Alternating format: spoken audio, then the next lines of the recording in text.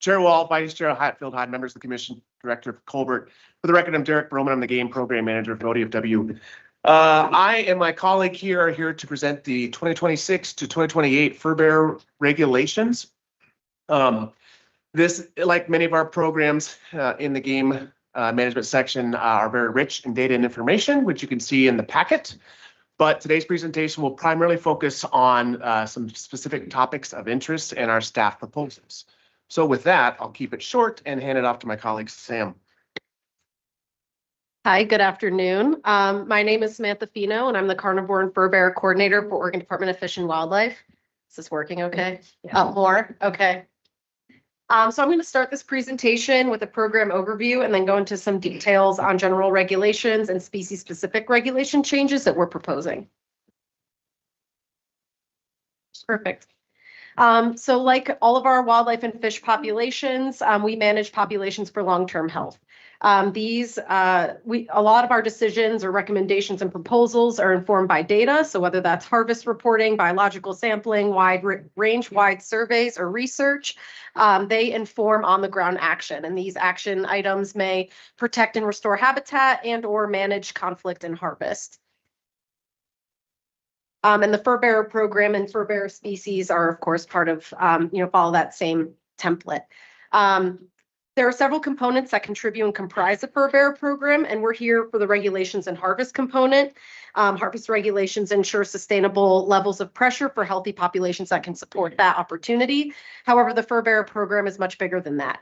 In addition to harvest data, which we collect through mandatory reporting, and I'll touch on that throughout this presentation, we also collect data in the form of research and surveys. So one that I'll highlight is here on the left, focused on one of our species of greatest conservation need.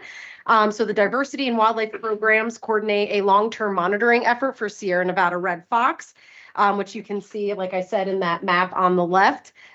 This involved approximately 8 district offices, 38 staff members, over 228 volunteer hours through our NGO collaborations. And through this coordinated effort, we surveyed in 2025, 475 miles of trail and almost 100 10 by 10 square mile grid sails. So a very large effort that we here at headquarters and as a department are really proud of. And the result of this was we documented the first Sierra Nevada red fox sighting south of Crater Lake in the last 17 years. So a lot of progressive work. To save some time, I'll just mention on the right here some of our efforts that are statewide are in coordination with other states in the West. So this upcoming winter, we will be implementing a wolverine survey to monitor their distribution and occupancy changes. And this is in coordination with 8 other Western states. One of the other components of the Furbearer program is education and outreach. This is both internal and external. In August, ODFW with the Association of Fish and Wildlife Agencies will be hosting a Trapping Matters workshop. This goes over ethics, BMPs, or best management practices, efficacy of tools with state and federal biologists. We create publications such as these, as you see on the screen, that are species specific and focus on coexistence. So on the left, you have an example of a flyer, and on the right is a multi-page document, again, describing in detail coexistence. Our district staff work with the public to field, navigate, and respond to damage, nuisance, and safety issues. We maintain a damage database where species-specific complaints are logged, and we also have wildlife control operator permitting system to support mitigating those types of issues. So these components, in conjunction with the regulations and harvest side of the Furbearer program, which we'll go into for the rest of the presentation, allow for the conservation and management of fur-bearing species. So now I will hop into some of our general as well as species-specific proposals. As part of our general regulations, we require mandatory reporting and check-ins. These ensure, thank you. These ensure ability to monitor and manage wildlife populations, and these data are available in your packet as well as online as a part of this commission meeting. The reporting provides harvest data on species, county, hunt type, and effort, and check-ins provide sex and age data, provide an opportunity for biological sampling as well as tagging. We also have components that integrate public interaction. We have a mandatory and free online trapper education and exam, which is necessary for fur takers to buy a license. We implement closures and rules that apply to specific contexts, one of which I'll describe on the next slide, which is intended to protect the ESA-listed coastal martin. We partner with OSP for the enforcement and compliance as far as for the regulation implementation piece. Importantly, a lot of our general regulations echo best management practices, which are species specific and go into detail on ethical tools for harvest based on their ecology and morphology. And we use newest science to inform regulation recommendations, such as the red fox moratorium from the last Furbearer regulation cycle.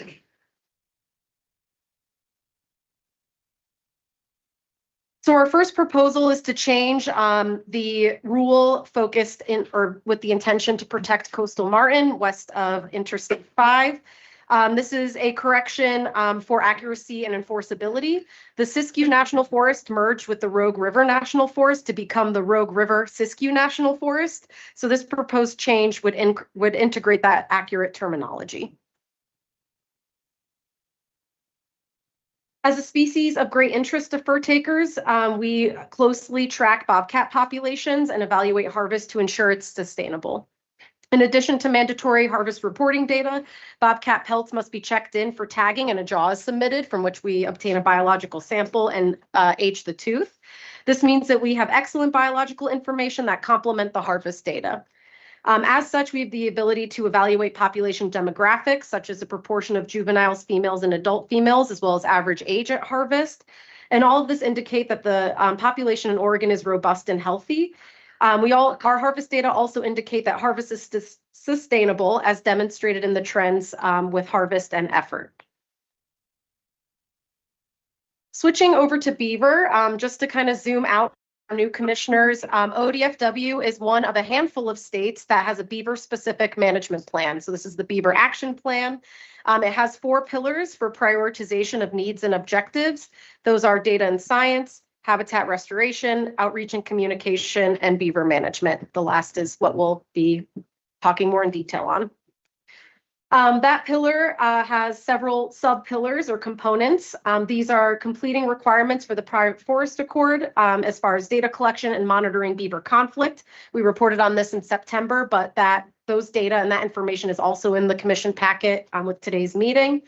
Expanding partnerships for collaboration and coexistence on public and private lands, developing outreach for beaver coexistence strategies, and improving beaver harvest data collection and monitoring.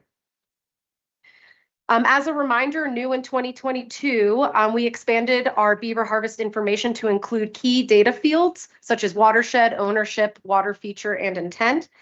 As a result, we can evaluate potential impacts on the ecological benefits that beavers via damming provide with more specificity.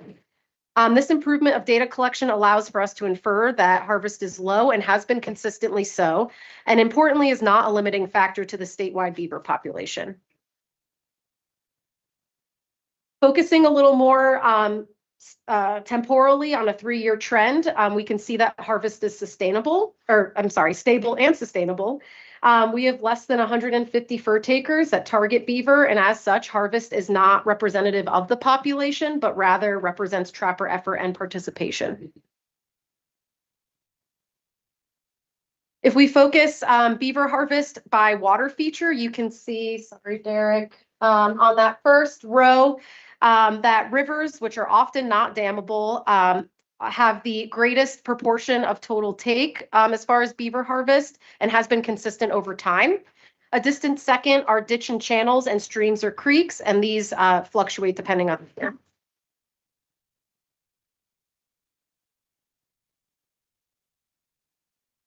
If we explore harvest by land ownership, the majority of take of beaver occurs on private lands, followed by navigable waterways. Again, another water feature that is often not dammable. In fact, only 5 to 15% of beaver take occurs on public lands. Here is a map of statewide harvest by HUC 8 or watershed level from 2024 data. Most of the harvest, as you can see, occurs on the Willamette River down here in the Willamette Valley. which primarily is surrounded by private lands and aligns with valleys and human population centers and infrastructure. The vast majority of the state has little to no harvest, as you can see from those lighter yellow colors. So in conclusion of our beaver harvest data, we are finding that there is low statewide harvest. They are concentrated in a few areas of the state, limited distribution. Most of the harvest occurs on private land or navigable waters, and there is minimal harvest on public lands. This table on the left combines land ownership with water feature, starting from the greatest proportion of take and then declining in proportion. What you'll notice, which is not included in this table, is that many specific water features that occur on public lands, if you summed all of those total takes of those categories in combination, they equate to less than 6% of statewide beaver harvest. House Bill 3932 passed during the 2025 legislative session and was implemented on the 1st of this year. What it mandates is beaver harvest is closed on DEQ impaired waterways and watersheds that intersect, adjoin, or overlap public lands. DEQ impaired means category 4 or 5 specifically when regarding EPA water quality determination. So as such, our beaver harvest closure proposals today reflect implementation of this new law, and we were mandated to do this through the development of a map. This map is interactive and upon commission approval will be available on our website. To implement this law, we are required to publish this map every 2 years with updates by the DEQ. We developed this map with harvesters in mind to make sure that they have the tools to be compliant. In these screenshots of the map, blue are waterways, yellow are public lands, and red are the harvest closure areas where DEQ impaired waterways or watersheds overlap with public lands. In the right is a screen grab of the Willamette River, and as you can see for this particular navigable waterway, there's very little overlap with public lands. However, other areas are affected differently by House Bill 3932, such as in the map on the left, which is northeast of John Day, where the whole watershed is considered impaired by the DEQ and overlaps public land. So we are proposing to maintain or to adopt the affirmation map and its update every 2 years and to maintain beaver harvest reporting in current seasons. Importantly, though, we are also proposing to change river otter harvest to be open for the entire state. Previous Furbearer regulations had overlap of river otter harvest closures where there were beaver harvest closures. But after a lot of public input opposing the expansion of river otter closures, the recognition too that there is specificity in practice to focus on what fur takers are targeting. 3, acknowledging that the House bill was not specific for river otter. And then 4, after consulting OSP from an enforcement perspective, we believe it is not warranted to close areas to river otter harvest without biological reasoning. On top of that, if we retain the overlap of river otter and beaver closures, we risk losing river otter data through mandatory check-in. So our proposal is to decouple river otter harvest regulations with those of beaver, and by doing so, we would open river otter harvest to the entire state.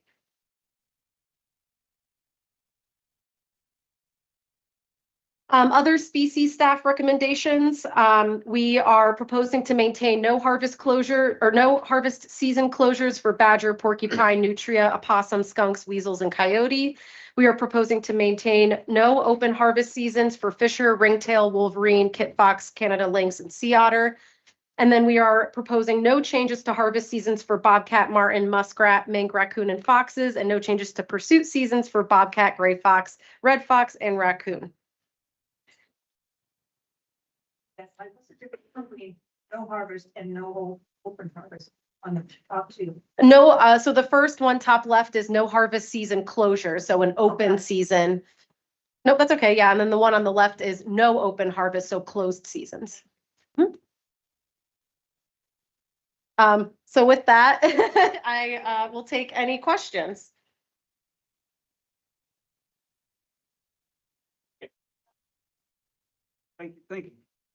Thank you, Samantha.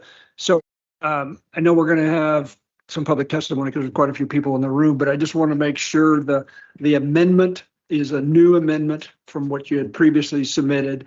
And we try to do as clear as possible discussions with the user groups, both pro and con. Has this been, this proposed amendment been discussed with user groups, and what are they saying to you? Yes. Let me get my notes here. Chair Wall, Vice Chair Hatfield Hyde, Director Colbert, members of the commission. Yes, we did consult with OTA, Oregon Trappers Association, and with OSP, Oregon State Police, on this change after receiving a lot of public input and testimony against or opposing the overlap of river otter closures with beaver harvest closures. And what did they say? I think they'll provide that in the testimony, Okay. but I believe OTA, and I don't want to speak for them, are in support of decoupling the two species and their harvest regulations. The amendment. Yes, correct. Okay, thank you very much. Thank you so much for that presentation. Tremendous amount of detail there. And you went through it very quickly, which is great, but very clearly. But when you were talking about decoupling river otter from beaver, you've delineated a few reasons why you felt comfortable with that. My understanding is also that there is not really a strong amount of data that shows there's much incidental capture of beaver when folks are targeting river otter. Is that also true? So we do not formally keep a database of incidental take. So I don't have any quantification of what that looks like. However, what fur takers are very good at targeting the species that they're intending to take, and there's a lot of tools or methods that they'll employ that focus more on river otter than it would for beaver, so minimizing that probability of incidental take. Thank you. And I think what we'll do, thank you both. It was great. And thank you for going quickly through it. We have a lot of people who want to testify. If people are inclined to take less than 3 minutes, that would be super appreciated. I'm just going to start through the people who would like to testify. Emily Sullivan, Andrew DeHart, and Fran Recht. So if Emily, you will come up, and the other two are on. Andrew is not online. Fran is. Oh, okay. So we lost one. Okay. Then the next person is Suzanne Fouty, and I think Suzanne's in the room. So why don't we come up, and Emily, if you will start. Oh, wait. Goodness. I get it. Fran, if you'll just wait a minute. I thought you, when she, no, you stay there. I thought that when she said you weren't online, it meant you weren't here at all. So go ahead, Emily. Hi, so again, my name is Emily Sullivan, and I'm here representing Think Wild. So we are a wildlife hospital and conservation center based in Bend. And I'm here today just to speak on our behalf in support of rural language that fully implements the original intent of House Bill 3932. So through our BeaverWorks Oregon program, Think Wild works really closely with landowners, agencies, and communities across rural Oregon, so that we can work to restore riparian habitat, reduce conflicts with beavers, and support beaver-based restoration projects. We regularly work in Crook, Malheur, Klamath, Harney, and other rural counties in areas where beavers play a really important role in improving water, stream resilience, and overall habitat quality. So the legislature passed House Bill 3932 to protect beavers on impaired public waterways because of the significant ecological benefits they provide, but also the substantial public investments that are being made in beaver-based restoration throughout Oregon. So as the commission considers the implementation, we just want to encourage you to ensure that the final rules and the language preserves the original intent of that law. So if trapping activities are permitted in, these waterways result in regular incidental take of beavers, then the conservation and restoration goals of House Bill 3932 could end up being undermined. So Think Wild recognizes that it's really important to have clear and workable regulations. However, any implementation framework really should prioritize maintaining the protections that the legislature intended in terms of beavers in these designated watersheds. So Oregon is investing significant resources in restoring habitat and encouraging beaver recovery. And so protecting beavers where they're needed the most is essential in ensuring that those investments actually do deliver long-term benefits for water quality, fish and wildlife habitat, drought resilience, and overall ecosystem health. Thank you for your time today. Hello, Director Colbert, Chair Wall, Vice Chair Hatfield Hyde, and other commissioners. My name is Andrew Dehart. I'm here testifying on behalf of Oregon Trappers Association. I am in support of the proposed fur-bearer regulations brought forth by the Department of Fish and Wildlife, as well as the decision to open otter trapping indefinitely in the state. Trappers are very competent in understanding the fur bearers that they pursue and the means in which they harvest those target species. I believe that along with enhanced education, best management practice, and current regulations, fur bearers will be managed for years to come in a safe and reasonable manner. I appreciate the department's time as well as all of your time for being here and holding this meeting. And thank you very much. So quick question. Are you the representative speaking for the Trappers Association? I am one of them. Yes, I am a board member with the Trappers Okay, so Association. do you support the amendment that the, Yes. okay, thank you.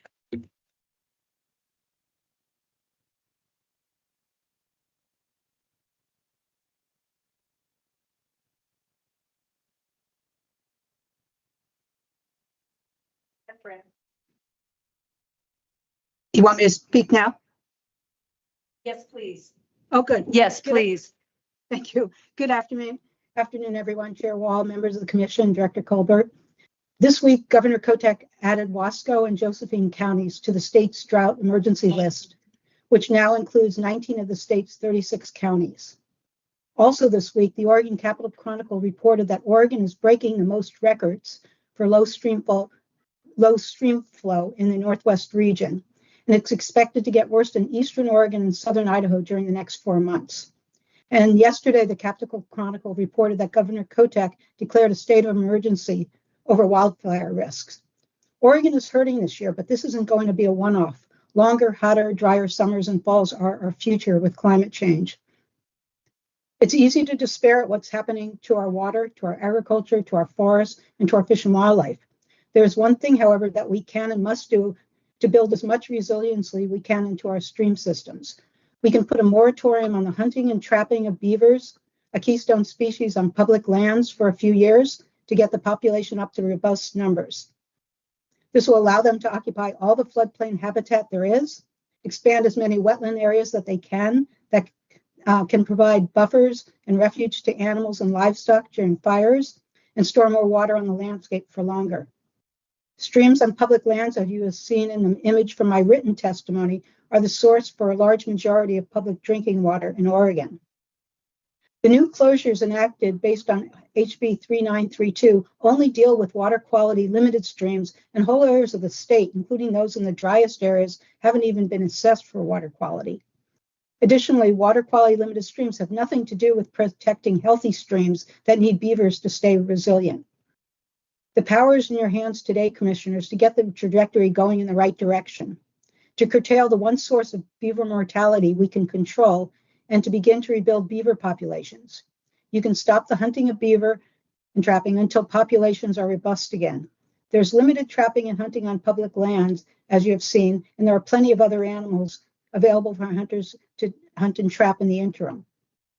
Trappers and hunters not only directly kill beavers, they reduce the ability of the population to expand, since they are killing both male and females during their breeding and pupping seasons, so the limited take has disproportionate impacts. I ask you to make a modified motion when you pass the hunting and trapping regulation. After the last words at the end of the provided motion, to set regulations and seasons for the harvest and pursuit of fur-bearing mammals, you would add, except that section 635-50-0070 would be modified to read as follows.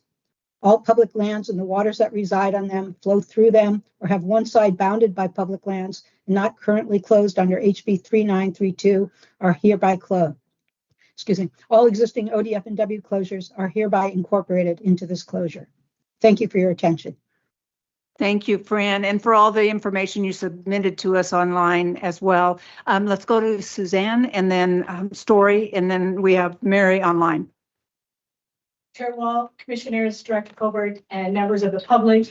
I'm Dr. Suzanne Foudy, and I live in Eastern Oregon. I'm a retired Forest Service hydrologist. Water and public lands and the contribution that beavers make towards stream systems and restoring them into fish and wildlife habitat has been a focus of mine for over 30 years. I have given you the staff, the public, and the public, because I made extra copies of handouts that will directly apply to what I'm going to talk about. I've also submitted 2 PowerPoints online that will cover things that I can't cover in this written testimony. The first deals with the limitations of House Bill 3932, and the second one presents information that addresses questions of closure effectiveness, habitat availability, and why taking even a few beavers at this point in time is significant. This is my 4th time before the commission on this topic. The reasons have only continued to become more and more urgent. And with that, I direct you to the first handout. This is the drought map for June. As you can see, if it is the darker the color, it means the more severe drought. And what you see is that most of the state is in drought. However, if you go to the next page, what you will see is that this has been a problem throughout the last 6 years. We are in our 7th year of drought. As a result, it is imperative that we begin to get beaver dispersing on the landscape, finding the habitat where it exists, and building and creating the ponds. This leads me to the last map. This is the map that I had created with a colleague of mine. And this map here, if it is colored, it is public land. If it is purple, it reflects the House Bill 3932 closure related. If it is stippled or black line is existing ODF&W closures, they overlap. What I want you to know is how much orange there is on this map. Southeast Oregon gets almost nothing. And also what I want you to know is that on our national forest, there is this patchwork of purple and orange. So what we have here is this fragmented closure. One of the big problems with the House bill is that it ignores the fact that beavers move up and downstream, water flows downstream. I cannot stress, Fran gave a great thing, so I'm just going to say it. I support this expansion. It is really important at this point to expand the draft motion to close all public lands and then begin to strategically open them with maintaining effective habitat in mind. It's a minimal impact to the trapping community at this point in time, but it is a maximum impact on public lands. Do not be confused that just because the number that is taken on public land is only a few beavers, it is a major impact to public lands because those are breeding pairs, they are not dispersers. What I also just want to conclude with is these last 2 things before we go on.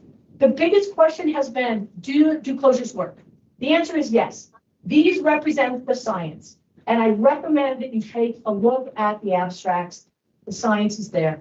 Please take the step we need at this point in time. Thank you. Thank you, Suzanne, and for the information. It's a lot. Thank you.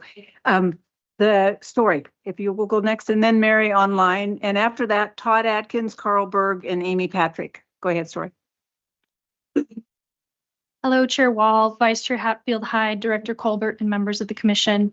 My name is Story Warren. I am a Bend resident and Wildlife Program Manager with Humane World for Animals, formerly called the Humane Society of the United States. We are a member of the Oregon Wildlife Coalition. On behalf of our members and supporters in Oregon, I want to express strong support for the implementation of HB 3932, the Beavers and Water Quality Bill, in the 2026 to 2028 Furbearer regulations.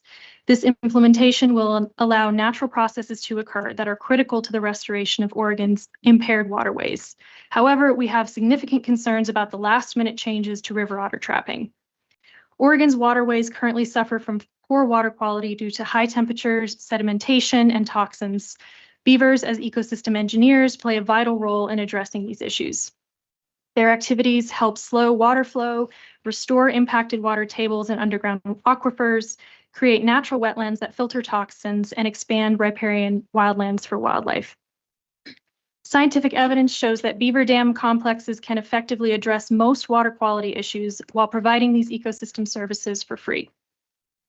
Closing beaver hunting and trapping on public lands classified as impaired by the DEQ will allow beavers to perform their ecosystem functions without being trapped out while working to restore Oregon's thousands of miles of impaired waterways. It is important to note that the bill made accommodations for when stream quality is restored, as well as in cases where damage is occurring above the tolerance threshold on adjacent private lands and does not apply to private lands. With proper management emphasizing non-lethal conflict mitigation techniques and stewardship, Beavers can thrive and create resilient ecological systems that support rare and sensitive plants and animals, restore riparian corridors, and mitigate the effects of climate change.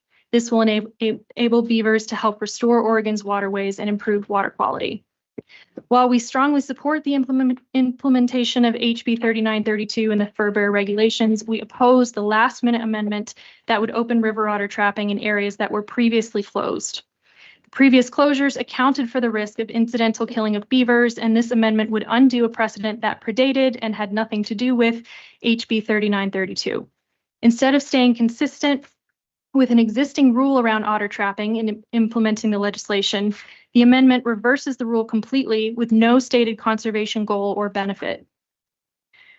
To reiterate, ODFW does not require fur takers to report incidental captures of beavers in traps set for otters in areas where trapping is open for both, so we don't know the rate of incidental capture. Additionally, the amendment was published only on July 23rd, giving the public very little time to review and no time to submit written comments before the deadline. We urge you to table the amendment opening river otter trapping statewide. Thank you for your time. Thank you, Story. Mary, online? Thank you. Mary has not entered the meeting room.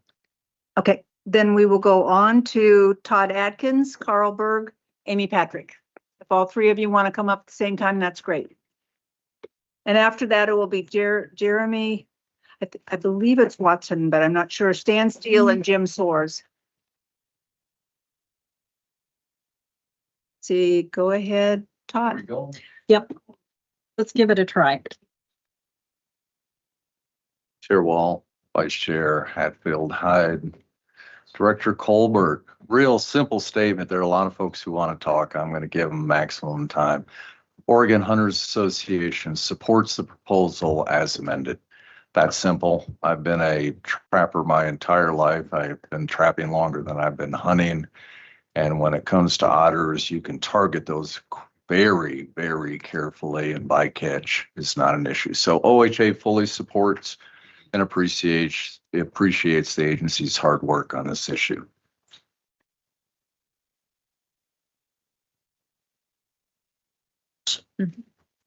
Hi, Commissioners, Mary Well, all the rest of you. Carl Berg, held an Oregon trapping license since 1973. I probably, if you ask Richard Green at the Wildlife Lab and Brian Wolfer used to tag my otters, I account for a significant amount of the harvest in the state in about 10 different counties in Oregon.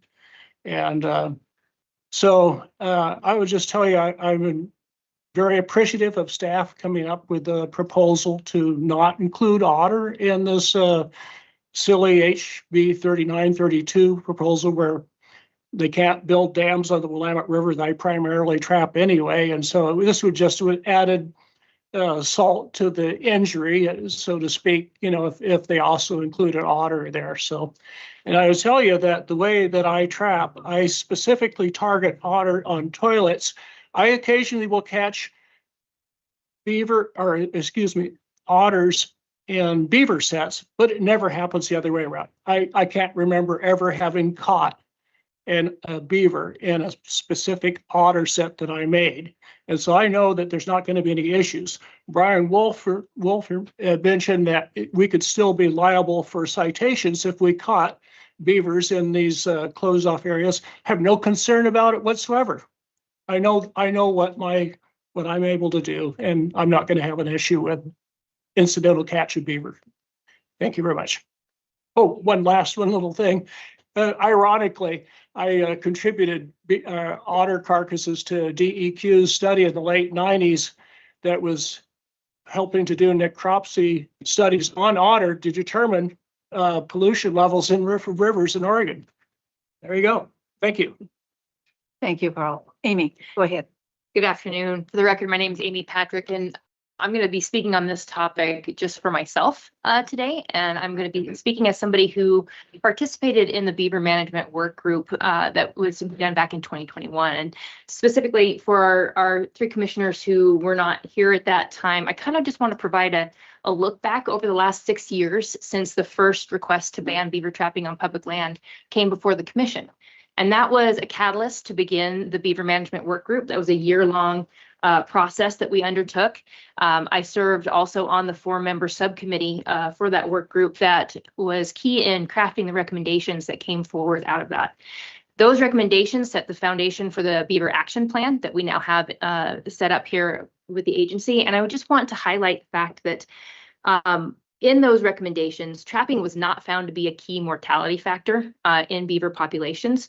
As we saw yesterday in the exceptional example of the paired watershed study that's been done on Vice Chair Hatfield Hyde's ranch, when we looked at those beaver dam analogs, the question was asked, well, is there beaver here? Why isn't there beaver here? And the answer was habitat.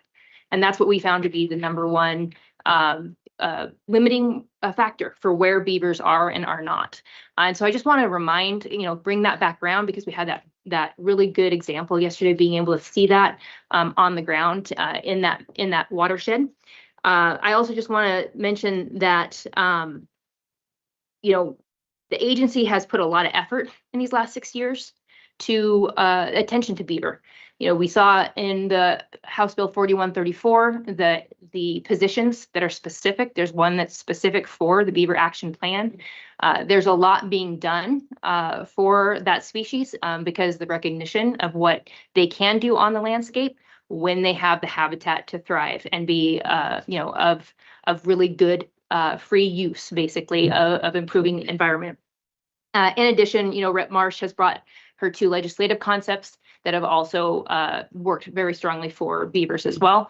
And so for me, it is just wanting to kind of take that 6-year walk back through all of the effort that has been done over the last few years.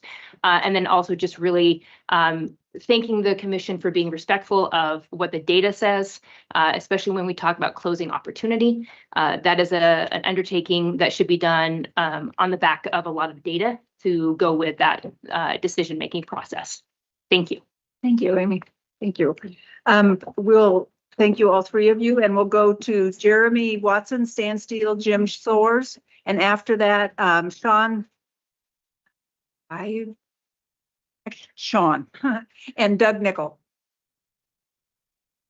So Jeremy, Stan, and Jim. I'll go first. No question. Director, Chair, Commissioners, thank you. I'm Jeremy Watson. I'm the Vice President for the Oregon Trappers Association. We've worked on this very, very hard with the department. Going to Salem, for me, quite a journey, on occasion to talk about this, to go over the rules, the ramifications, and the possible bycatch, that's been brought up. And they have understood where we came from. Carl's testimony is 100% spot on. I'm not trying to steal his testimony, but he is 100% factual.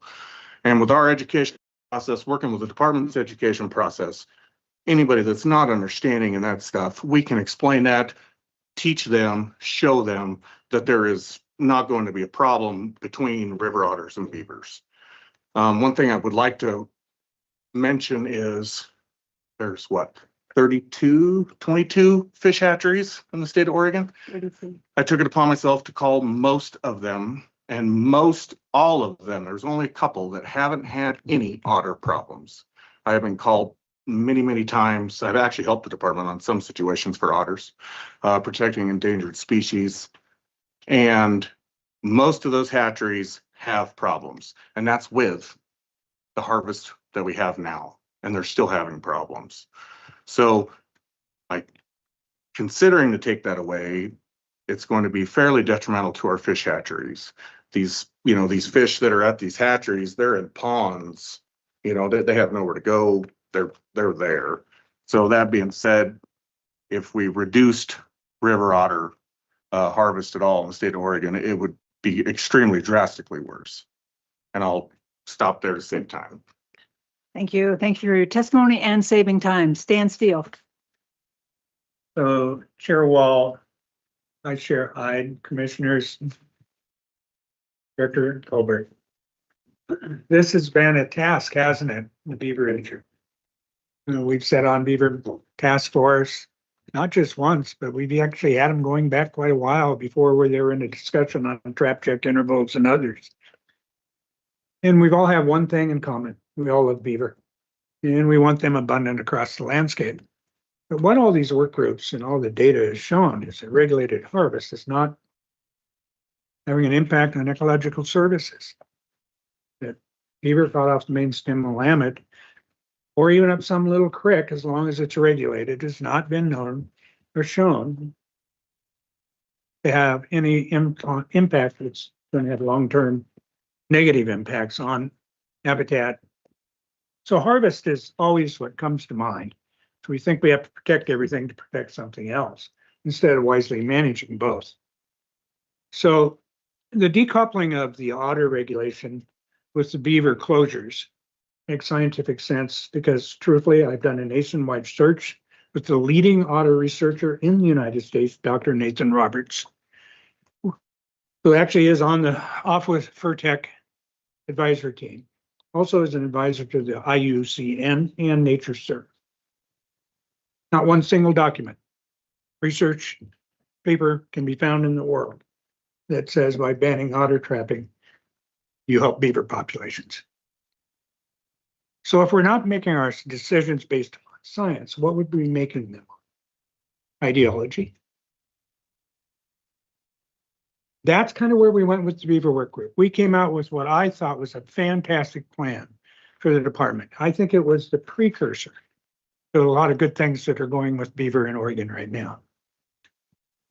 But because certain people or organizations didn't get their way, didn't want to wait for the science to develop, because that's what we kept saying, give us the time. We'll show you that this is going to work. They took a very easy political route. I can talk here. I could talk for days and hours about this situation, but I can talk here to people who are interested in the situation. When we get to the legislature, there are people who are interested in getting to the next situation. Let's get this bill through. We've got a lot of other things that are going on. So you are our trustees. Legislators are our elected. There's quite a difference there, you know where I'm going, especially the way they look at this. Beaver are great. I would ask any one of you to ask us this question. Would we want to catch the last beaver out here, or catch the last otter, or kill the last bull elk? That would be counterintuitive for our values. So this is not an issue of whether we're harvesting too many, it's whether we're regulated. And the regulations sit in the hands of those people that we trust, the department. This was an exceptional example of an outreach. Wrap up, yeah. Of an outreach on a very controversial issue by staff. Not unlike 117 POP. They reached out and there's a very minimal outcome. We appreciated time. Thank you. And I do have to editorialize just a minute. Be really quick, Stan. I'm going to be need very stop. quick. I know we're on time slots. I know we have to have limitations. But it's tough when we're talking about losing something to put something into 2 minutes. Thank you. And I respect that, Chair. Thank you, Jim. You know, You can use that one.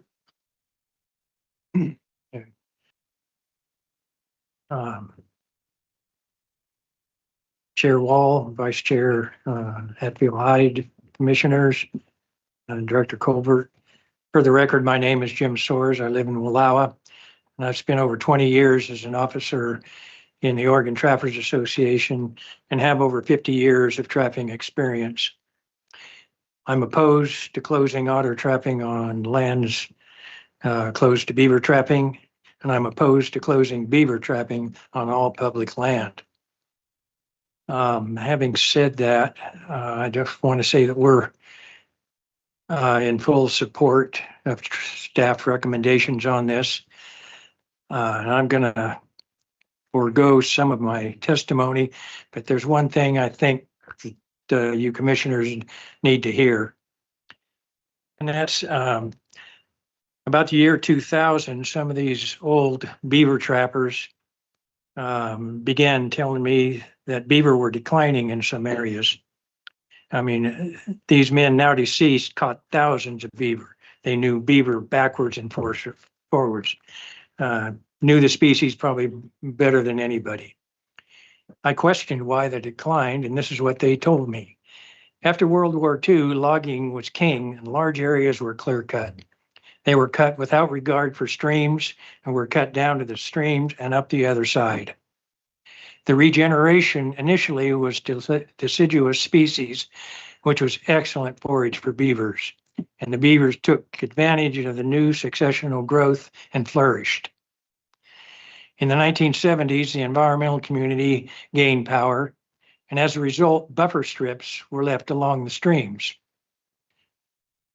Good for the streams, but in the long run, bad for beaver.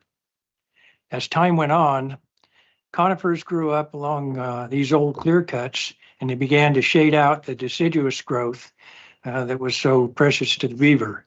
And these beaver could no longer make a living as the deciduous species disappeared. I mean, and this is something that trapping doesn't have any effect on it, but it's the habitat. And this is one reason that we're losing beaver right now. And I just want to thank the Fish and Wildlife Department for their work on this. We appreciate it, and I'll close with that. Thank you, Jim. Appreciate it. And we will go to then Shane Byerly and Doug Nickel. And those are the last two.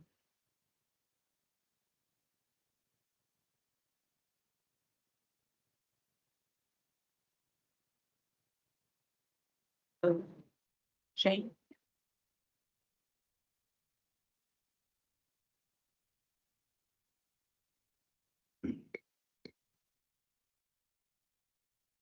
Chair Wall, Vice Chair, Director, Commissioners, my name's Shane Byerly. I'm a lifelong Oregon resident.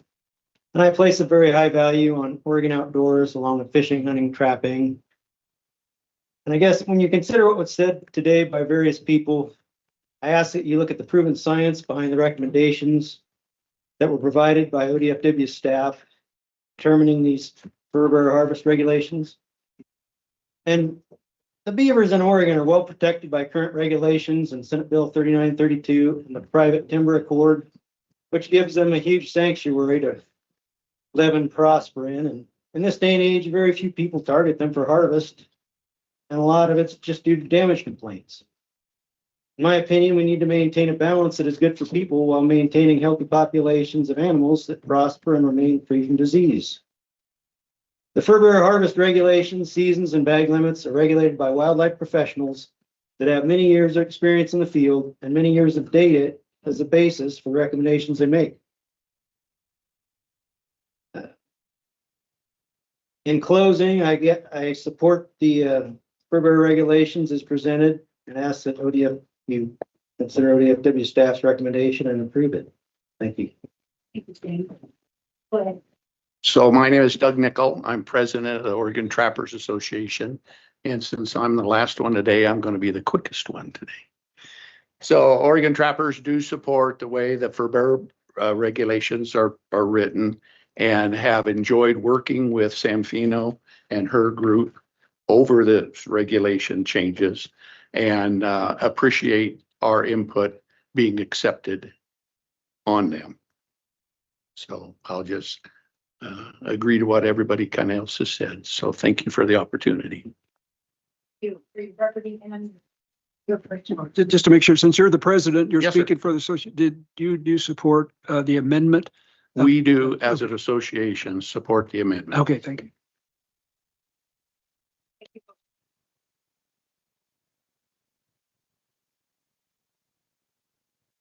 For waiting and for your work on this and testifying.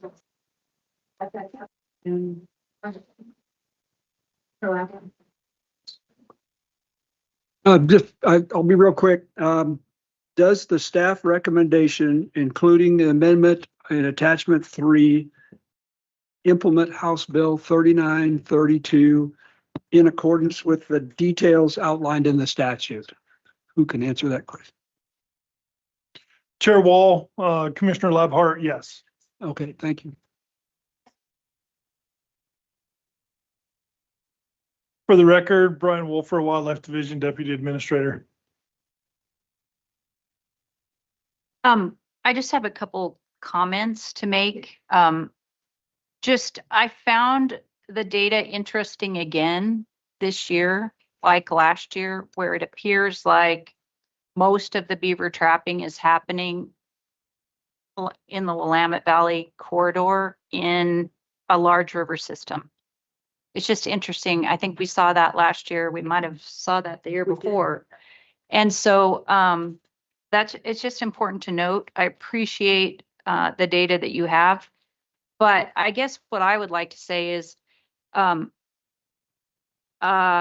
the comments that we have heard today around habitat and how important habitat is for beavers to be successful are really where it's at. We learned that in hours and hours of meetings that we had between people in the conservation community that took it serious and stayed in those conversations for God only knows how long, over a year, and people that are interested in hunting and trapping that stayed in those conversations. And guess what? Those same people that developed relationships in the Beaver Working Group also helped drive us to the TLT outcome that we just saw last year. And I have to say that those relationships that were built across whatever we think is a divide in this state are what are actually getting real measurable dollars and staff on the ground today, as you saw in our budget process this morning, that will make a difference for beaver in Oregon. Hallelujah. Right? So we're getting after it and we're getting it done. Having said that, I support the staff's amendment here, and I hope we all continue to focus on uplifting habitat in Oregon so that we have healthy beavers, we have healthy mule deer, we have healthy Vesper sparrows, we have healthy all of it. Thanks.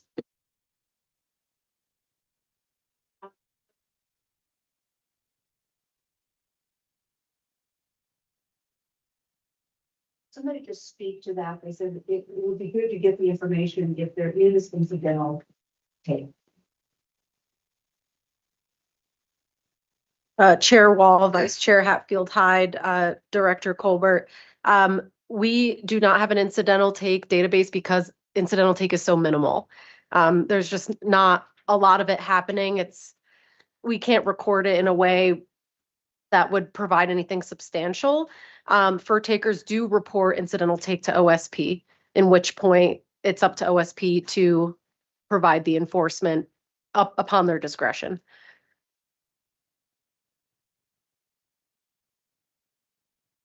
Yes. Yeah, if I may add, Chair Wall, when you have concurrent open seasons, then that incidental take would get reported as harvest under that season.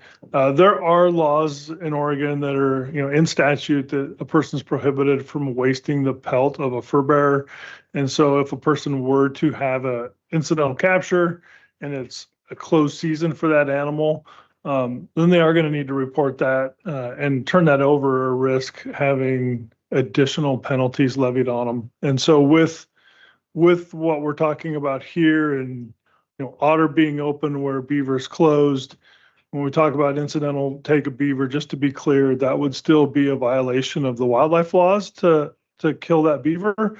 And then if a person chose to try to hide that and resulted in the waste of the beaver, then there would be some additional potential penalties there. So there's a lot of incentive to be forthright if that were to occur.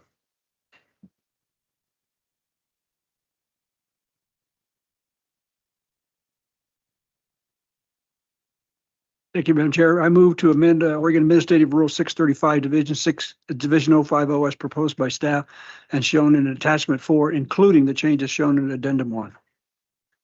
Second.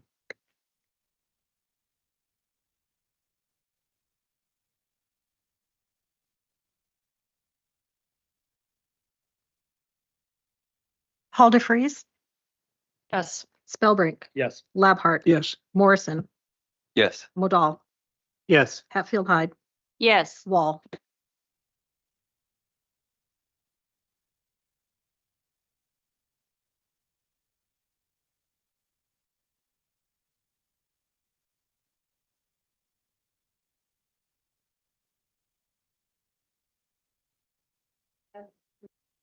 Today is, much like what Vice Chair Hatfield Hyde said, we are putting such an emphasis on beaver in this state right now and putting money into it and resources to thought and getting the habitat outcomes. I don't want to mess that up. And so I am supporting this one, and especially I am supporting what we talked about in the budget, where we're really putting great effort into this work. So thank you, and that's where I'm ending up. Passes, and we will move on to Exhibit D.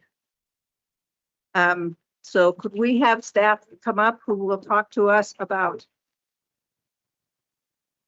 2026 coastal fall salmon angling seasons? Here we go. Here we go. Who's leading off? Are you? Okay.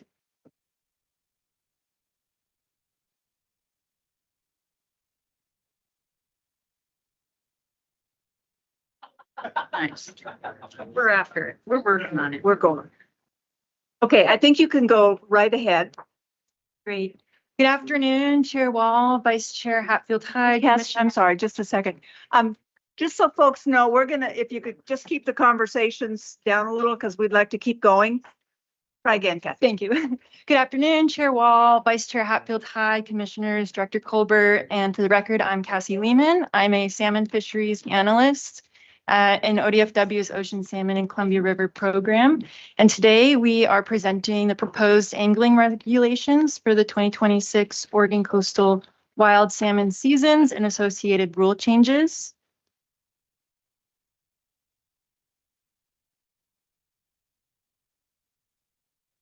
Oh. Come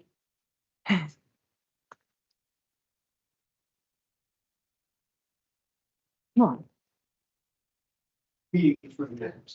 Yeah.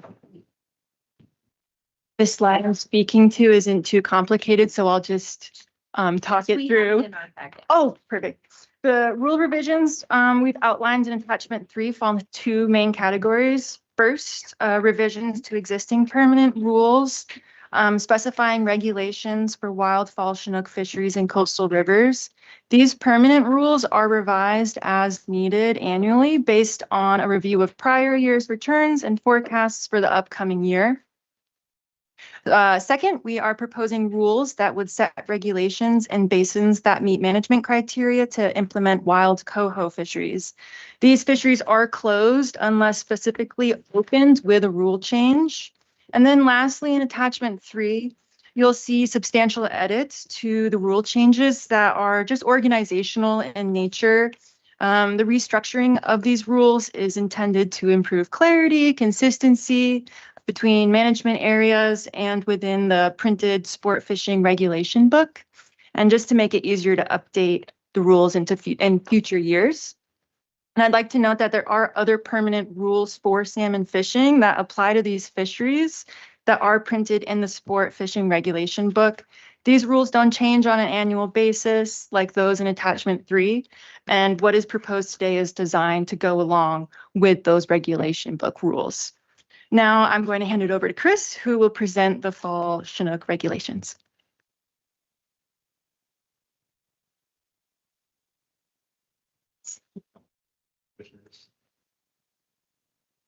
I should turn that on. Thank you. Becky, always good. Commissioner Hatfield Hyde always gives me this a very helpful look. And I'm going to go over the 2026 proposals for coastal wild fall Chinook fisheries.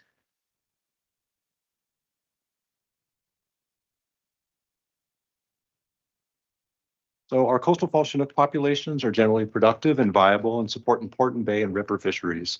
This is one of the few places in the state where the naturally produced populations are healthy enough to support a robust fishery.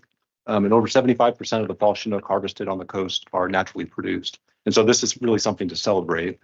The graph here shows trends in our overall spawner abundance for 16 Chinook populations from the Mechanicsburg River in the north to the Elk River in the south over the last 40 years. And the red line you see down there is the critical abundance threshold that was established in the Coastal Multi-Species Conservation and Management Plan. And I'm just showing this here that you can see over the last 4 decades. Over the last decade, we've seen runs at the high and low end of the spectrum, and we've seen a lot of variability in these populations if they dealt with a major El Nino event, several marine heat waves, and droughts.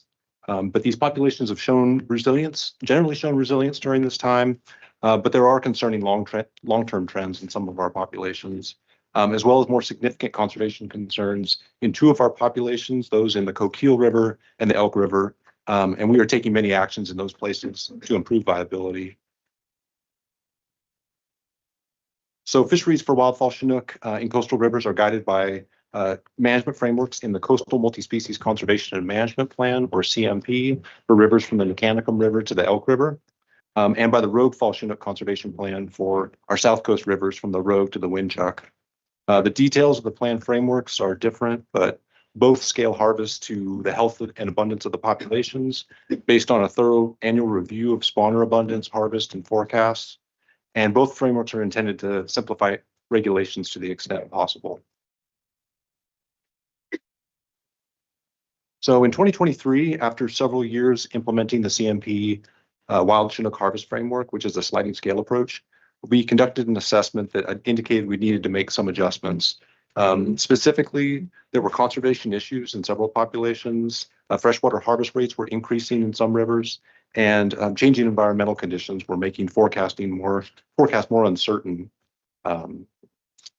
in these rivers. So as a result, we made several important changes to that sliding scale framework, including managing at the population level, instead of by the multi-population strata that were in the original plan, generally reducing bag limits to avoid future closures, and implementing very protective bag limits in populations with conservation concerns. These changes were made in 2023 and then adopted as permanent rules in 2024. And since then, we've just made these annual adjustments to the permanent rules based on our annual review of escapement and forecasts.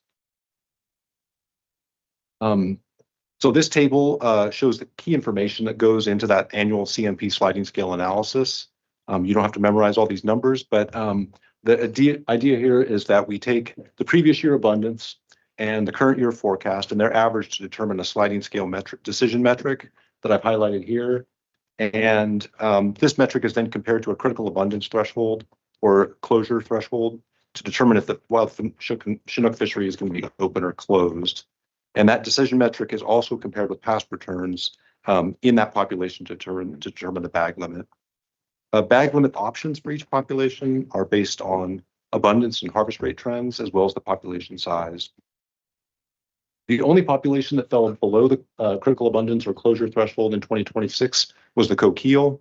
And that population has been below the critical abundance threshold and has been closed to wild harvest since 2020.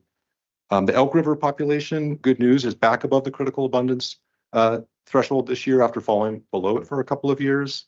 But harvest will remain closed in the Elk River for wild fish, as it has been since 2020, as a precautionary measure, and also to help maintain PHOS below plan limits.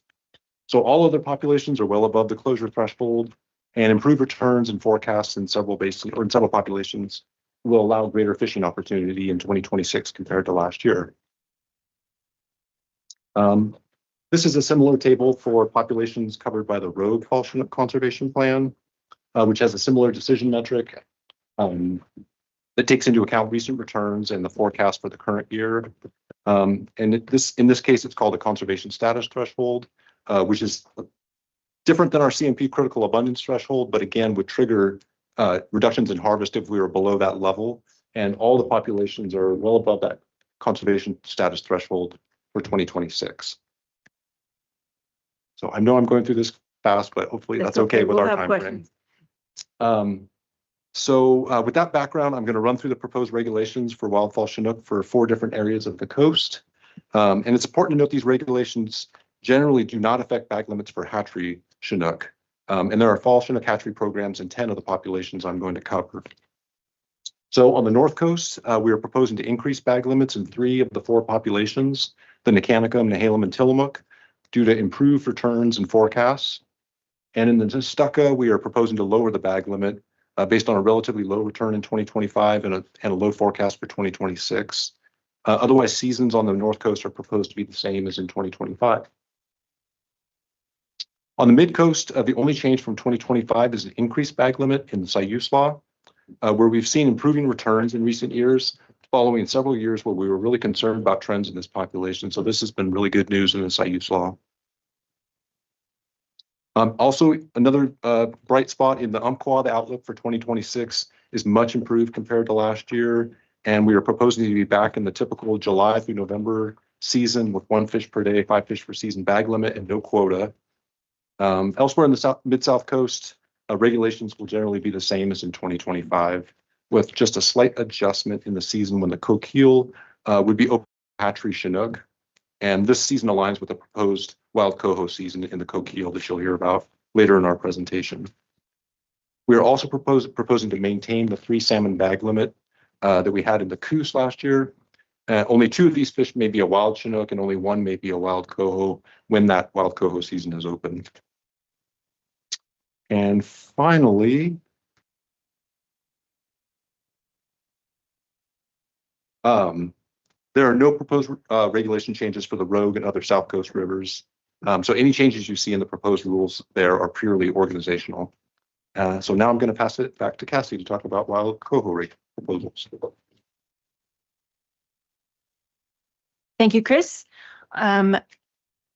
We will now transition to the proposals for wild coho salmon and share with you information to aid in adopting the rules and establish regulations for the 2026 seasons.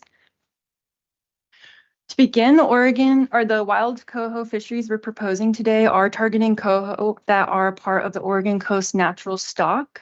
After a population collapse of this stock in the 1990s, NOAA listed Oregon Coast coho as threatened under the Endangered Species Act. Following the listing, there was an unprecedented effort by the state to recover these coho, which was formalized under the Oregon Plan. As part of that plan, ODFW took several actions related to harvest, hatcheries, and habitat that have contributed to the recovery, as well as a world-class monitoring program that helps inform management and conservation efforts. I think you saw some of that in April during our commission tour. We've seen success with these recovery actions as the population has continued to rise since its listing, and we've been able to weather poor ocean conditions remarkably well as compared to the 1990s. As a result of these actions and their recent performance, NOAA has stated that the Oregon Coast coho are one of the closest listed salmonids to recovery. Since these fish are protected, we have multiple state and federal management plans to help guide fishing opportunity and the conservation and recovery of this stock. For harvesting these coho, a major rule we manage to is a maximum number of fish that can be taken from the population each year. The amount of the population that we can take is based off a federally approved methodology that is determined. The cumulative take of the stock would not act as an impediment to their recovery. Since these wild coho fisheries are targeting ESA listed salmon, these fishery proposals presented today are also submitted to NOAA Fisheries for their review, and they must concur with the proposal before they can be authorized. When developing fisheries for this year, we had a few major considerations that guided us to today's proposal. First, there are less Oregon Coast coho this year than last. The forecasted abundance is about 75% of last year, so we have less fish to work with, but it's still above the historic average. Additionally, these fisheries cannot exceed removing 30% of that total abundance, and each population must meet a spawning escapement criteria, which is also described as full seeding, for freshwater fisheries to occur. For the analysis, the Umpqua and ALSI populations are anticipated to not meet the spawning escapement criteria. And since this criteria is a requirement for implementing a freshwater fishery, opening these fisheries is not a part of our proposal. With this information, fisheries were designed to still provide meaningful recreational opportunity while being precautionary in nature, as the total estimated mortality is below what's allowed, and the estimated escapement is higher than the escapement goals for each basin. The figure on the right in the slide helps demonstrate this. On the x-axis, we have all the basins with proposed fisheries. The y is the number of adult wild coho. Each bar describes the breakdown of how many fish are estimated to be taken from the ocean fisheries in the white, the top, from the freshwater fisheries we're discussing today in brown, and then the projected escapement in blue. You can see these fisheries, are conservative, as the fisheries are only taking a small portion of each basin's population. And moving to the actual proposals in the North Coast, the Nehalem, Tillamook, and Nestucca all have the same regulations and seasons where they will be open from September through October 28th, but only open on Wednesdays, Saturdays, and Sundays. The bag limit for these basins and all of the other basins proposed today is 1 wild coho per day and 3 wild coho per season, which is denoted as that 1/3. For the mid-north section of the coast, fisheries are proposed in the Siletz, Yaquina, Beaver Creek, and Siuslaw basins. The seasons are set for a range of dates that vary, but start as soon as September 19th and run through mid-October or into November. No, unlike the other basins, the Yaquina fishery will have 2 open periods with a break at the end of October. And we have this November time in both the Siletz and Yaquina, as it was proposed to be included in 2026 when we met with you then. For the mid-south portion of the coast, the Umpqua Basin would remain closed as it was in 2025. However, retention of hatchery coho will be allowed, and we anticipate a pretty good return this year for the hatchery coho. The Coos, Coquille will have fisheries opening on the 19th of September and both end in October 18th. And then the Flores Creek would be open for the month of November and December. And with that, I think we can take any questions. Commissioners, we do have testimony, but let's have any questions you have now, and then we can go to testimony. Commissioner Spellbrink. Thank you, Chair Wall. I received personally a lot of input on the LC closure.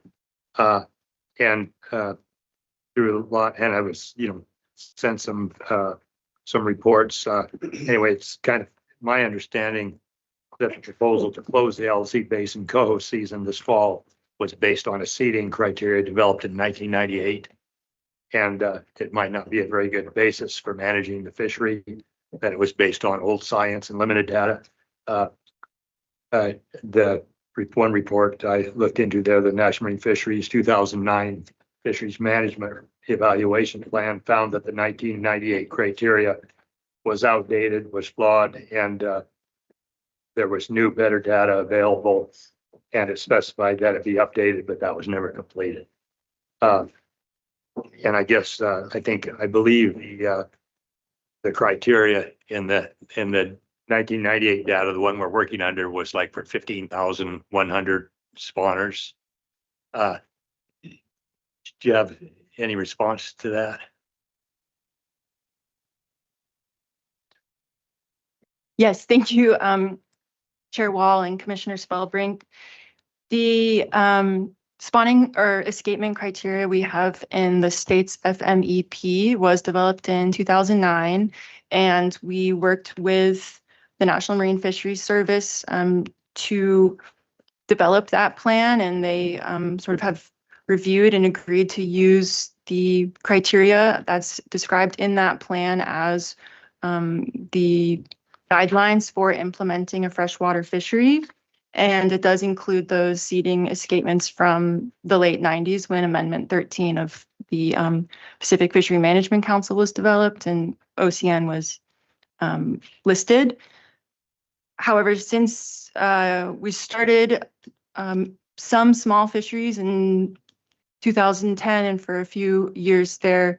That was the beginning of the use of the FMEP, and then we had a low population of coastal coho and did not have any fisheries. And in the past 4 or 5 years, we've seen a really tremendous kind of increase in population, and seeing what fisheries we can provide during these more times is showing us what works within the FMEP and what doesn't work, and agree that that data is outdated and could be revisited.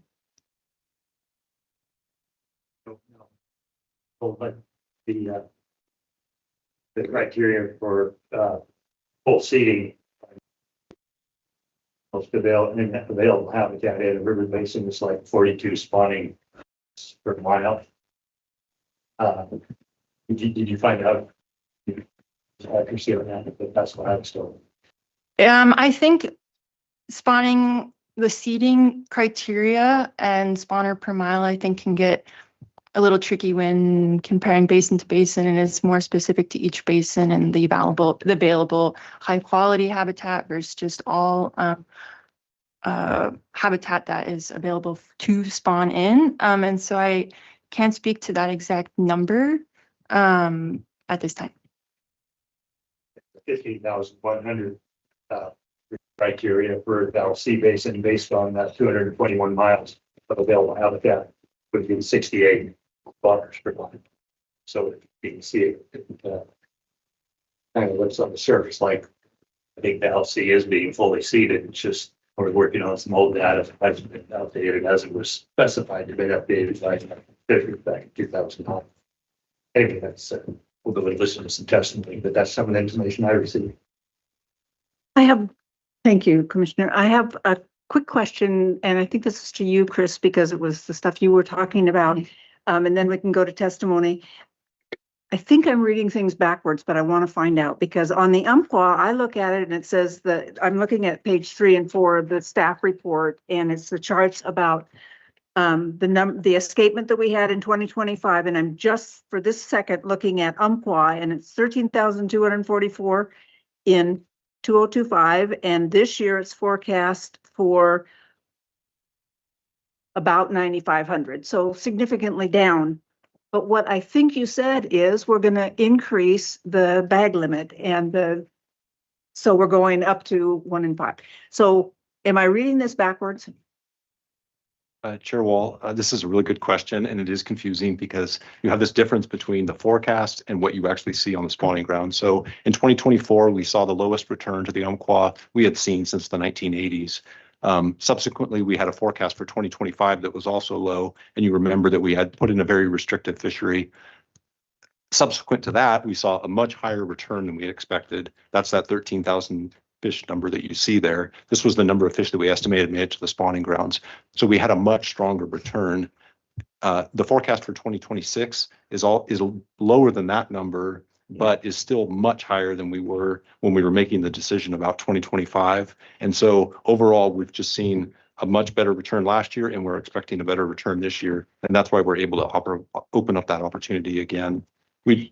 Thank you. If I asked you this, almost the same question on several others, Nehalem and Tillamook, the forecast looked down, but we're increasing to 1 in 5. And then the Stucca is the reverse. The forecasts are up, but we're decreasing.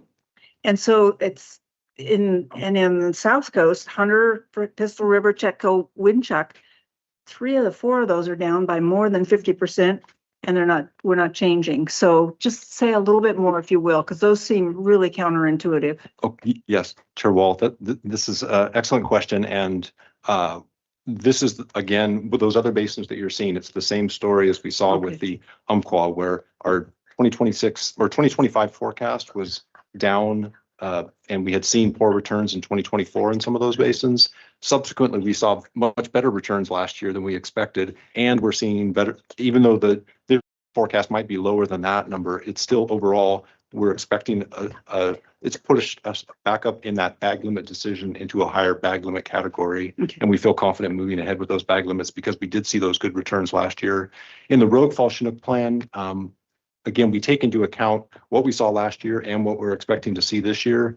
The forecast is something that we put a lot of effort into, and we do our very best with the forecasting, but the forecasting is uncertain. So having information about what came back last year is also really valuable when you're making these decisions. And so that's how the plans frameworks were designed, so that you weren't just focusing on the forecast, you were focusing on, okay, we saw a good return last year and we're seeing a good forecast for this year. And so we're confident in moving ahead with this proposal. And so that's how the Rogue Fall Chinook Conservation Plan was set up. And it's worked really well in providing consistency in those bag limits over time. And we found that, even though those forecasts might look down, overall, we're seeing the populations performing in a framework where we're not below that conservation status threshold that would trigger those changes. Okay.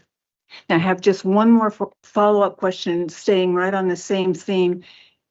If we have the El Nino like we expect, and if it's a super El Nino, and if we're not so lucky that that somehow dumps a pile of rain and snow on us like in the last couple of days they've talked about, but acts like we expect El Ninos to happen, can we adjust in these seasons? If we get hit with El Nino impacts sort of on the bad side, can we adjust these as we see that happening or not?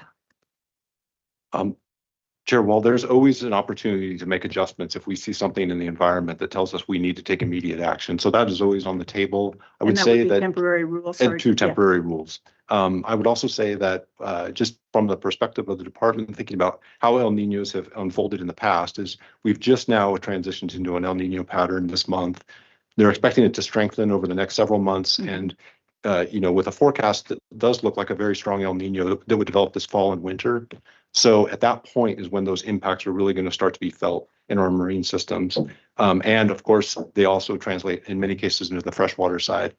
As we see those impacts and we are tracking these things very closely, as we see those things happen, then we're going to be able to take appropriate action in the future because the life cycle of these fish, we kind of have seen this story before. And so we know what life stages are going to be affected, how that's going to affect the populations into the future. It's the same thing with the low flows we've seen this spring and summer in our coastal rivers. Again, we're keeping a really close eye on those things. We're going to be able to, and those things will all be taken into account as we develop our forecast for the future and look at returns and make decisions about fisheries next year, the year beyond that, and the year beyond that. And with these Chinook populations, we have 4 and 5-year-old fish returning. So those things are going to play out over several years here. So we'll be hearing about this fall and follow it. Yeah, I mean, there will be, there's certainly in the past has been, serious repercussions of these El Nino events. And it does look like we're headed into another strong event. Okay. Oh, there's one other question, and then we're going to go to testimony. We have 5 people. Yeah, just time for a plug for our e-creel and our electronic monitoring. That's one thing that will now, if we see a plummet in catch rates, we'll pick that up. Factor. We can factor that in, so you'll see that. Good point. You don't have to wait till the end of the season to say it was a disaster. You'll pick it up right away. I just want to have one question about. Sure. Sorry. I know we have public testimony. I just, the fishery makes me crazy. A desert gal, right? Where we were in that trough. So scary. And then we've come back up and now we've got this El Nino coming and we're gonna what do you think? Like if you were just looking in your crystal ball, and you look at the long-term trends and you're just wondering, what we want to see here in 2027 and 2028, like on the coastal fall Chinook, is we want to see them going back up to that, 2028, starting to spike back up. But if we have this El Nino now, are we going to just be like,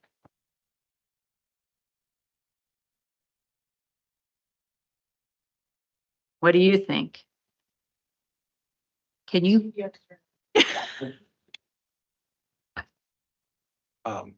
I think that from my perspective, from the department's perspective, managing salmon is a dynamic process. They are always going up and down. And I think that, it is, and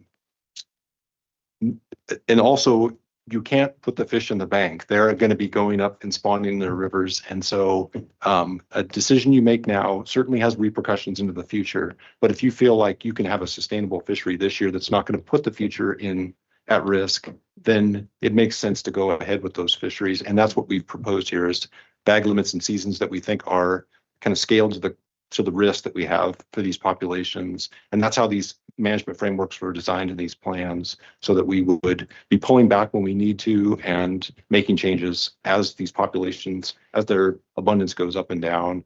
And I will say that, there's been some talk before about this, but we are also going to be revisiting these frameworks as we go into that coastal multi-species plan review process. And so we do feel like there's improvements we could make, and we're going to be reviewing the whole framework and thinking about it. And it's going to be a good time to do it because we are going to be potentially heading into some, another period of these El Nino conditions and, having more, having to potentially scale back or just think about how we approach these things. And one piece of that is also reviewing our forecasting techniques, which, we're never going to be able to get perfect, but there could be improvements. And we've seen, especially in some of these freshwater conditions in recent years, for example, in the Umpqua, where we see these really wild swings. And I think a lot of it's linked to kind of what these fish are experiencing in freshwater, because they're not necessarily tracking between basins. And so trying to pick up on that so we can be prepared when we have the big downturn, and vice versa, when there's going to be abundance and we can have fisheries, we're not unnecessarily constraining them. So it's a big challenge. I mean, I would say that is, how we're thinking about it. Just one really quick follow-up on that would be just the low flow situation that we're seeing right now, Of course, it's so important to these coastal communities to be able to fish, but I'm concerned about how, and I'm not there, so I'm not looking at it like people who are there. But it just makes me concerned. That's all I'll say. I know you're worried too. As long as you're really worried, I'll go home. Chair Walt, Vice Chair Hatfield-Hyde, I think that those, concerns are well placed. And that is one thing we have done in the past, especially in these low flow years where the fish get kegged and they don't have an opportunity to move onto the spawning grounds. A lot of times if we have these low, really dry summers and then we don't get the fall rains, that can be a really situation. And we have places like the Sixes River where we've now put into permanent rule that we're going to be having this low flow closure. And in other places, we've done those through temp rules where we've been able to protect those fish when they're really kegged up and they're really vulnerable to fishermen. So that's something we will also need to just keep a close eye on. It's temporary rules. Again, temporary rules. Thank you. I think we're going to go to public testimony. Bob Buckman, Coach Blaine in the room, and Scott Emmerman. And we'll have Paul Engelmeyer and Stan Steele. So, Bob, if you are on the line, go ahead. Bob, if you're on the line, go ahead. Bob Buckman. Yep, please. Bob? Let's go to Kirk. Yes, and we'll come back to you, Bob. Go ahead, Kirk. Hello again, Chair Wall, Commissioners, Director Colbert. Thanks for the record. My name is Kirk Blaine. I'm the Senior Program Manager for Wild Fish at the Wild Salmon Center. I live in Roseburg. As I mentioned in my testimony earlier today, Wild Salmon Center is a nonprofit organization based in Oregon that focuses on protecting and conserving salmon strongholds where wild salmon populations are strong and diverse, where habitats are highly functioning and intact. I will submit more detailed testimony to the record, but I will have a few current concerns that I wanted to share with you today.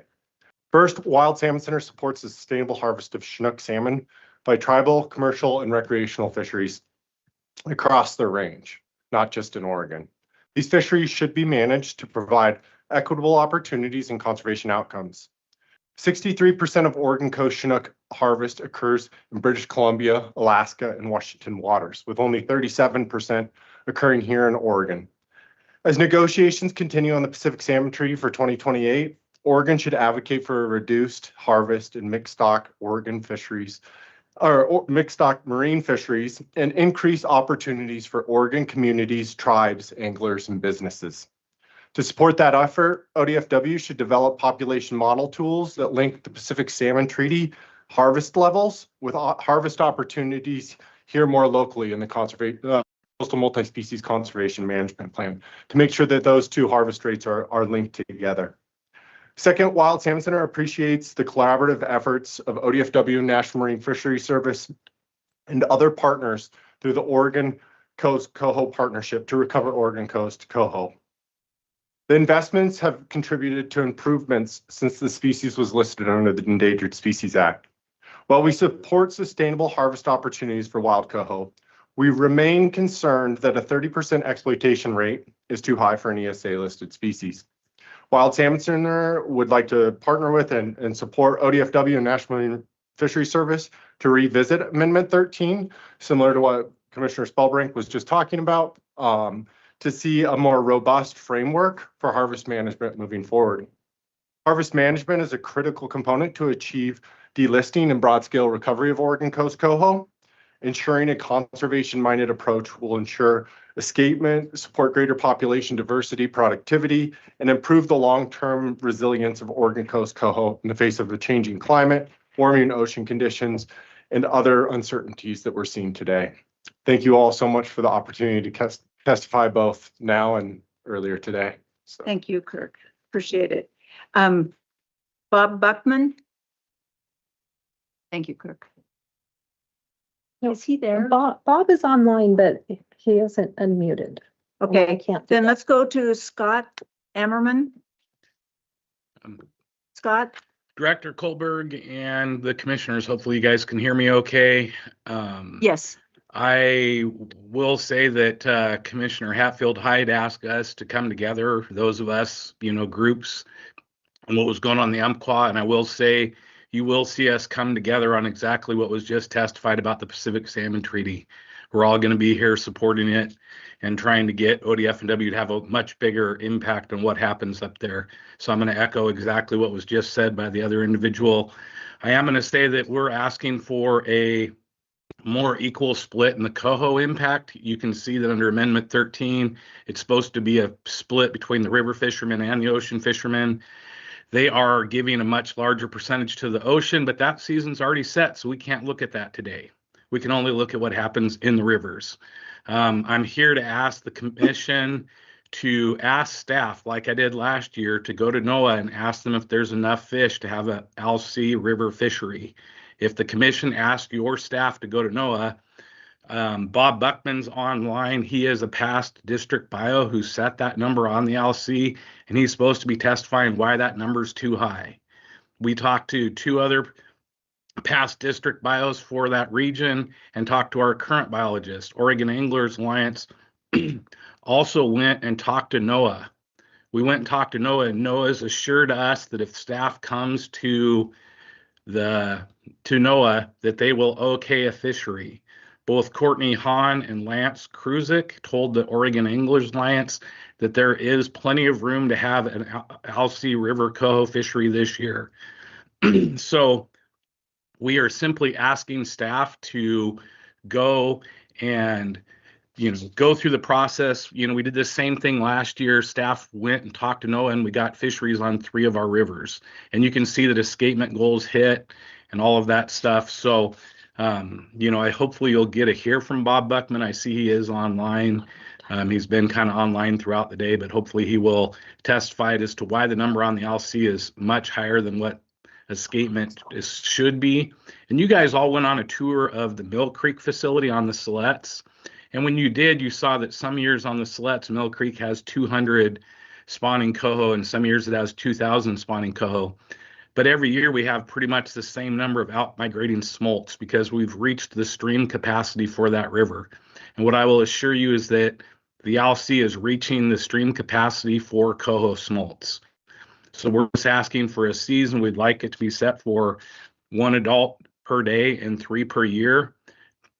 And we would just like staff to ask NOAA if that's possible, and we have got assurances from NOAA that it will be done. Thank you for your time. I know it's been a super long day. I really appreciate all of you sitting here for 8+ hours already, so I'm going to quit. Thank you, Scott. We'll try one more time for Bob Buckman. Is he unmuted yet? And he is not, and I've been working with Paul this afternoon and we haven't been able to get him online. Dan Steele, come on up while we try one more time later to get the two people that we aren't able to get off mute. 3 minutes is time. All right, Dan, 3 minutes, buddy. Come on. It's tough. Vice Chair. Commissioners. Can you hear me? Can you hear me now? Okay, the LC is a situation that we just need to consider the FMP fish management plan. When I was the warden there on the LC for my 25 years, and we had the Fall Creek Coho hatchery fishery. Some years we had 100 souls in that, and other years we had 22 to 25,000. And so now I can guarantee that so I can guarantee that the hatchery was full seed. In other words, return wasn't necessarily based upon full seeding stream. So one of my trap lines is actually down on one of the inventory streams, and I was seeing coho carcasses during the lake, and I was happy. Because that means that we are actually having a shoulder to run, early, middle, all the components are made. So guiding after retiring from OSP out was incredible. Incredible fisheries. But when we were over harvesting coho in the ocean up to 80%, they were going to collapse. They were going to collapse. So Amendment 13, which I'm a strong proponent, it's an allocation system. Most of the fish that were allocated now out of the amendment up from the Thunder River flows. A thumbs up or something. We cut our coastal hatcheries down. So they know you're until there. nothing. So the There's a fish lot of we're working on, for fish coming out of the system. That's a drop-off rate. So the allocation stay between the 30 percentile, which we're allowed now, is mostly going to ocean harvest to enable hatchery coho out of the Columbia Forestry Parks. That's fact. So that's something we just have to work into. And so then that allocation, what we're left with is basically what we call the for inlet. What there's more options there The now. amendment says to first You're right. fisheries on OCN's Oregon coastal United Coast to be considered on inland basins. That's in the amendment. And why they're not? Well, you asked that. This I will finish on that. It says No. turn camera on, right there. This is what I live. Shift. My cabin is on the LC. The boat landing's 20 feet off my deck. Control shift what? Just a It is shift. hard to get in something into the weeds as quick. But all we have to do is ask NOAA. Does the LC River qualify under Amendment 13 to have a season similar to the 2025 season in 2026? And I can tell you what the answer is. Thank you. Okay, Buckman is, yeah. Buckman? Hello? Yes, go ahead, Bob. Oh, thank you. Thank you very much. Chair Wall, other commissioners, Director Colbert, thank you for the opportunity to testify. My background, I was a district biologist for ODFW in Newport, and I was a lead author when we developed the management plan in 2009 for these coastal wild coho fisheries, the plan to get ESA sanction. And generally speaking, I look at what they have now in 2026. I think it is conservative harvest that is very sustainable. That's exactly what we were looking for. And I am very supportive of that as proposed by the staff, with the exception of the LC River. The reason I have concern with the LC is because it is proposed for shutdown singularly because of a number in a 1998 habitat model, which is severely obsolete and fatally flawed. It does not have scientific credibility in determining status of LC coho or seeding levels. And I've talked to numerous ODFW staff. They're in concurrence with that, Chris Lorian in particular, recently. And going along with that, since the 1990s, we have developed a very strong database on coastal coho. They have extensive surveys of smolts, smolts to adults, information collected specifically to manage these fisheries and do it in a strong, credible way. What that information says for the LC is it is at full seeding. It is very sustainable with the forecast spawner abundance this coming year of 12,200 after a fishery like last year. It will be fully seeded. It has consistently been fully seeded for the last 20 years based on very strong direct data. Similar, the LC in all biological ways that we can measure with direct data is the same as the Siuslaw, the Yaquina, the Siletz, other mid-coast rivers where fisheries are proposed the same as last year. So I think as far as FMEP goes, in that we tried to downplay this habitat model and emphasize this data collected over the last 30 years to manage these fisheries. We had provisions to revise it. That never got done. And looking at it now, I mean, it gets down to, will that 1998 criteria stand, or will we, will NOAA agree to go with the best available science and approve this? And from my conversations with NOAA folks, I think if staff makes a case, they will approve it. And so Bob, given if you that, could wrap up, please. Yes. I'll your wrap time's up. Given sorry. that, I recommend you modify the option to approve an LC fishery and that you discontinue use of the 1998 habitat model in management of these fisheries. Thank you.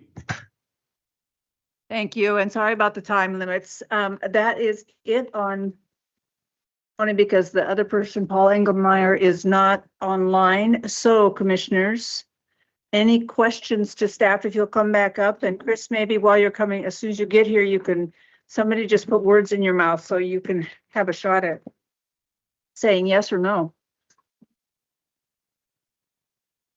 Chair Wall, I did have several productive conversations with Bob Buckman about this, and Bob and I worked together for several years and have a lot of familiarity with these basins because I was also led some life cycle monitoring work in the LC for many years. I think I would agree with Bob's point that the full seeding values that were used in reference in the FMEP are outdated. I think that you can see that if you compare the recent returns, and Bob's comments that he submitted show a good example of that, how some of these basins, there's just really have similar amounts of coho habitat, but very different, basically thresholds that we're trying to reach. And so in one case, it's putting the bar very high, and another it's putting very low. And so those really need to be revisited. And really, I think that in general, we could update the FMEP to more reflect criteria that would be still provide the conservation that and contributing to recovery without having to use outdated values. So I think that's something that would be worthwhile to revisit. So I do agree with Bob's point on that. If that's the case, why do we have the recommendation that we do? We have the Chair Wall, we have the recommendation we do because right now we do have a guidance document that has very clearly lays out criteria, and we've gotten feedback from NOAA in response to last year's report that we submitted that, again, they were reiterating that these fisheries met the criteria, and so we are approving them. And so that's the kind of the feedback we received from NOAA that we made the plan in the proposal for this year's fishery based on that feedback. Thank you. We have a question, Commissioner Morrison and then Commissioner Spellbrink. Well, I appreciate this discussion. I guess my question is, even recognizing there might be some room to make some updates to the plan, generally those things don't happen overnight. So what would be the time frame that would be involved in trying to make that kind of an adjustment?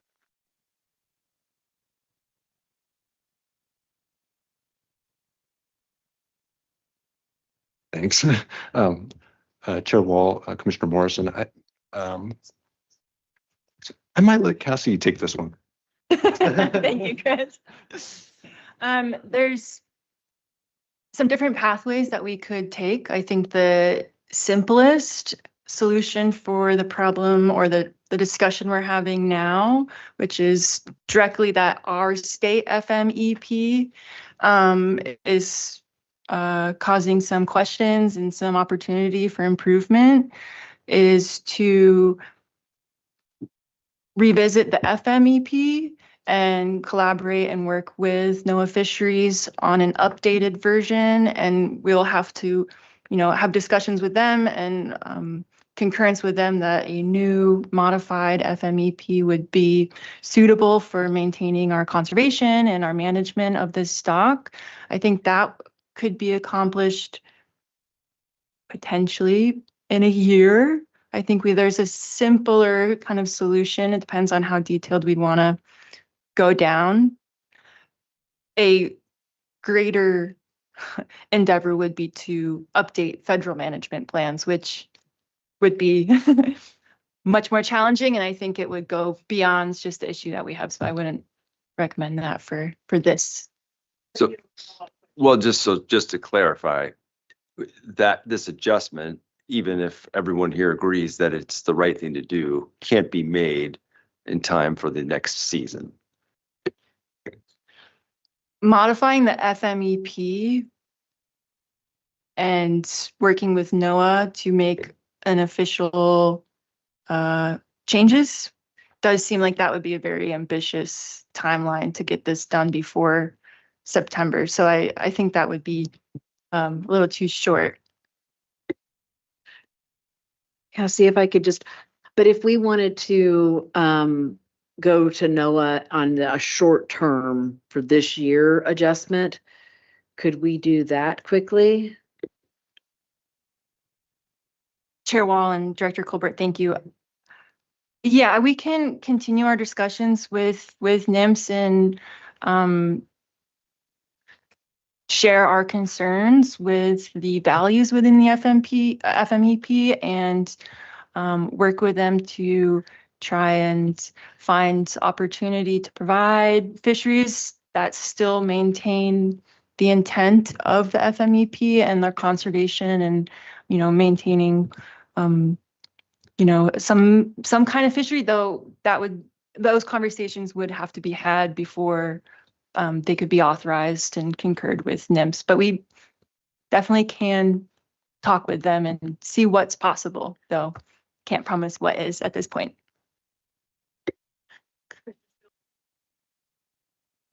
Okay, yeah, thank you, Chair Wall. Yeah, I kind of already went down this road, and we can ask National Marine Fisheries Service for something. We're not going to tell them, we can ask. And I was interested in their response to the department when they conferred with National Marine Fisheries Service, who must ultimately authorize the fishery. They confirmed it does not meet the criteria.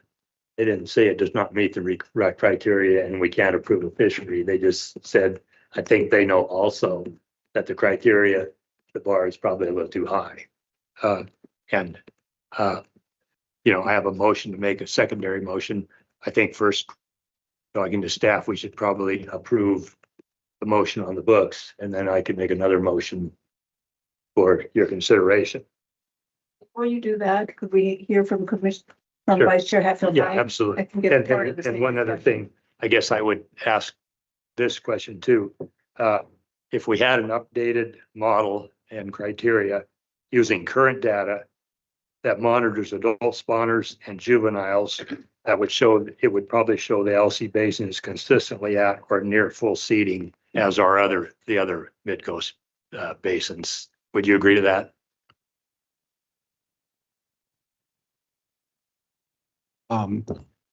Chair Wall, Commissioner Spellbrink, I think that in general over the last, but I would I think it would really depend on the time frame you're looking at, because we did have a pretty severe downturn in the mid teens. Yeah, So talking about yeah, in very recent times, yes, I would say that we've definitely been, and as a biologist, the full seeding concept is a very slippery one. And so really we need to think about just how these populations are performing and look at them in a modern fisheries management context, and not this outdated model from 1998 that was really based on the best information that was available at the time, but is not what we have available now. I read a bunch of these reports, and some of the interesting were like, if the actual spawner numbers are down, actually you will have more smolts from fewer spawners, where you might have fewer smolts from more spawners, so it kind of, they adjust to the habitat that's available. Yes, so on this issue, Director Colbert, I think we fiddled around and did something like this last year somewhere. Report on the. Right. And I think one of the things we're trying to be respectful of is staff time and what we can take on. And I think when we did that last year somewhere on something like this, we asked respectfully, is there time for staff to do this? And then I think rather than making a motion, we just suggested that staff run this by National Marine Fisheries and then get back. Is that what happened? I think there's been a couple different scenarios, and this is more along the lines of a slightly different scenario. Okay. What we would really prefer is that you adopt what we're proposing, so that we have certainty and don't have to come back to you, but we know when we leave here, we have one set of regulations. And then, kind of like you did last time, you do a second motion, says, try to do this adjustment with NIMS. If they approve it, go with that. If they don't approve it, you still have a set of regulations for anglers to, have certainty. Right. Okay. So you do want a motion. I think that would be the best. Yes. Yeah. Staff time. And it's all subject to whether NIMS would approve it.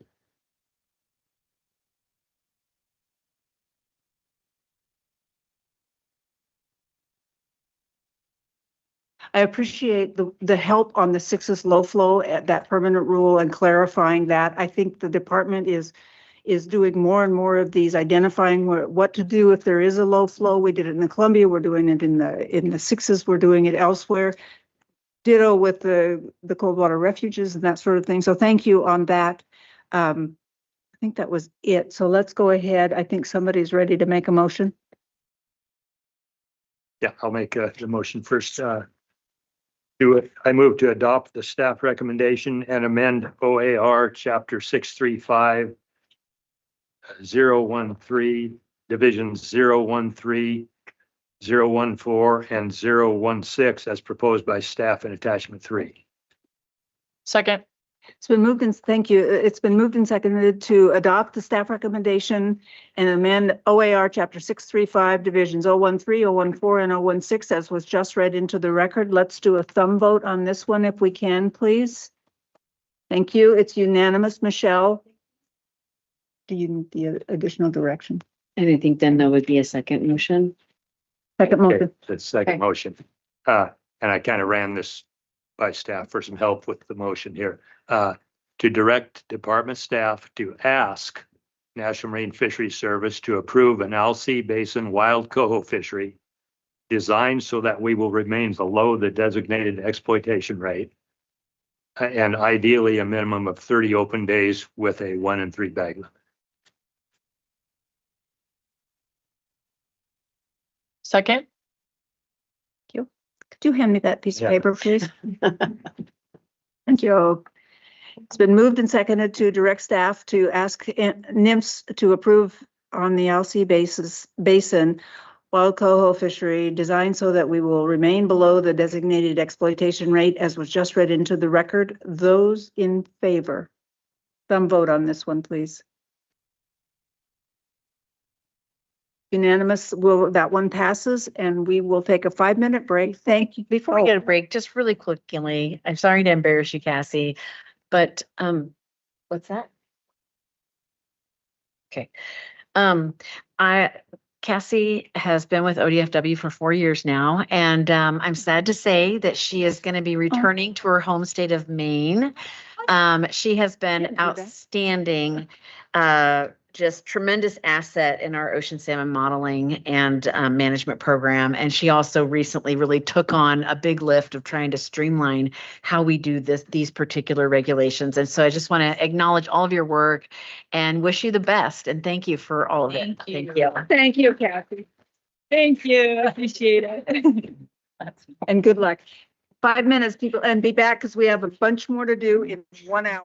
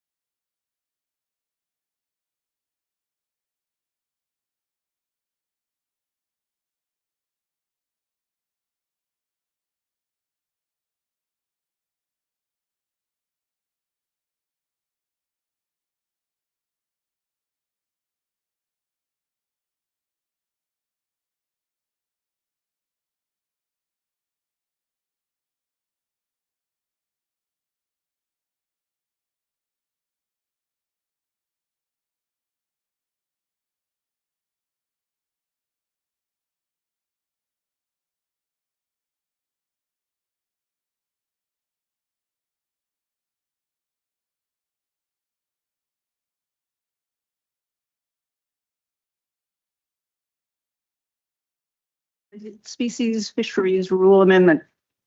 And Lynn is listed, but she's online. Okay. Lynn, are you there? Yes, I am. Can you all hear me okay? Please go ahead and start, and we'll go right through these last few items. Roger. Well, good afternoon, Chair, Vice Chair Hatfield-Hyde, Commissioners, and Director Colbert. Testimony on this one. Thank God. Was there something I was missing? Nope. Go for it. Okay. I heard Director Colbert's voice. I'm with the Marine Program in Newport, and I'm here today to talk to you virtually about the 26-27 Pacific sardine fishery. Next slide, please. The task for you all today is to adopt the federal rules into state rules for the Pacific sardine fishery for the 26-27 fishing season, which is July 1, 2026 to June 30, 2027. Next. Since we do have a couple of new commissioners since this exhibit last year, I wanted to begin with just a hint of biology and distribution of Pacific sardine.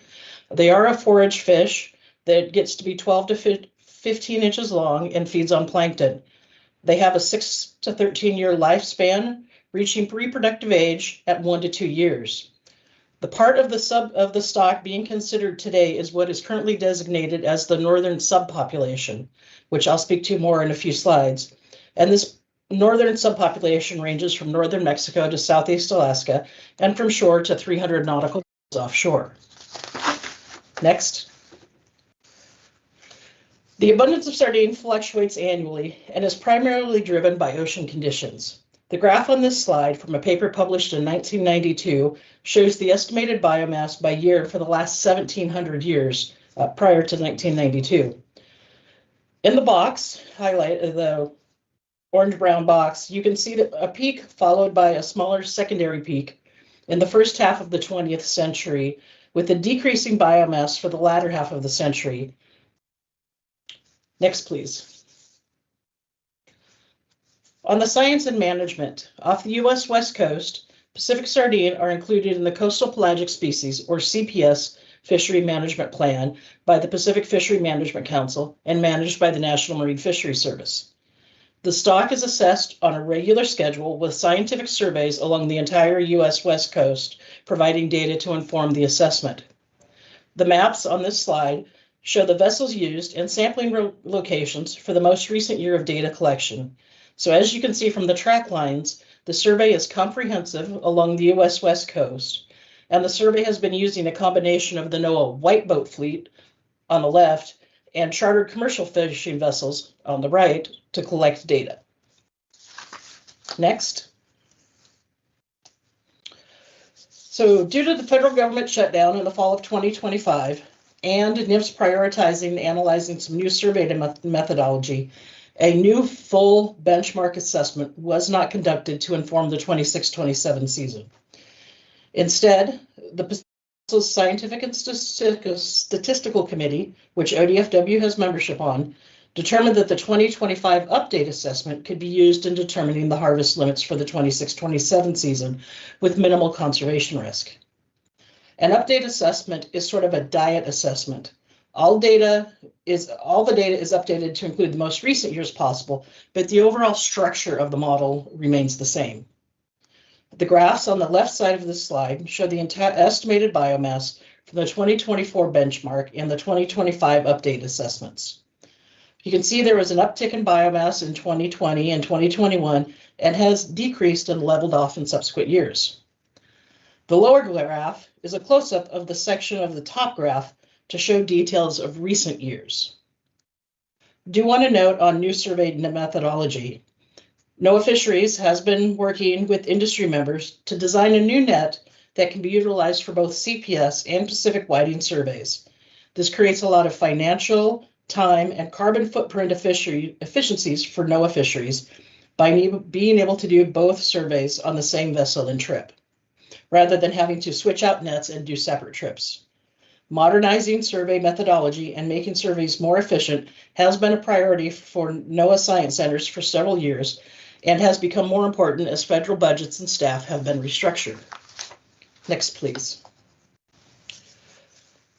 At the April 2026 Pacific Fishery Management Council meeting, based on recommendations from the Scientific and Statistical Committee, The council did adopt harvest specifications for 26-27, and these include the overfishing limit, the acceptable biological catch, the annual catch limit, and annual catch target.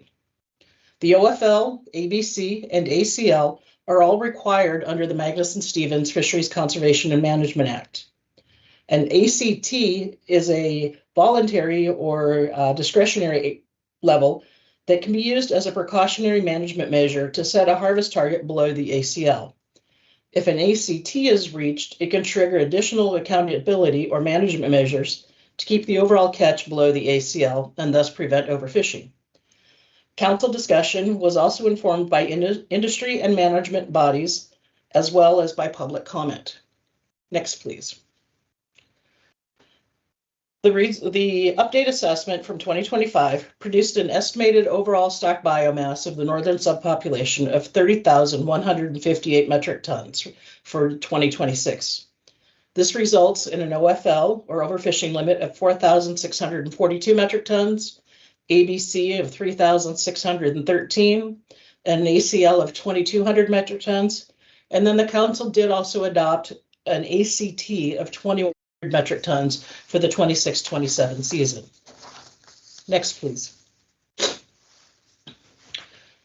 The harvest control rule for sardine outlined in the CPS FMP specifies that there will be no directed or target fishery when the estimated biomass is less than 150,000 metric tons, which is the case this year at a little over 38,000.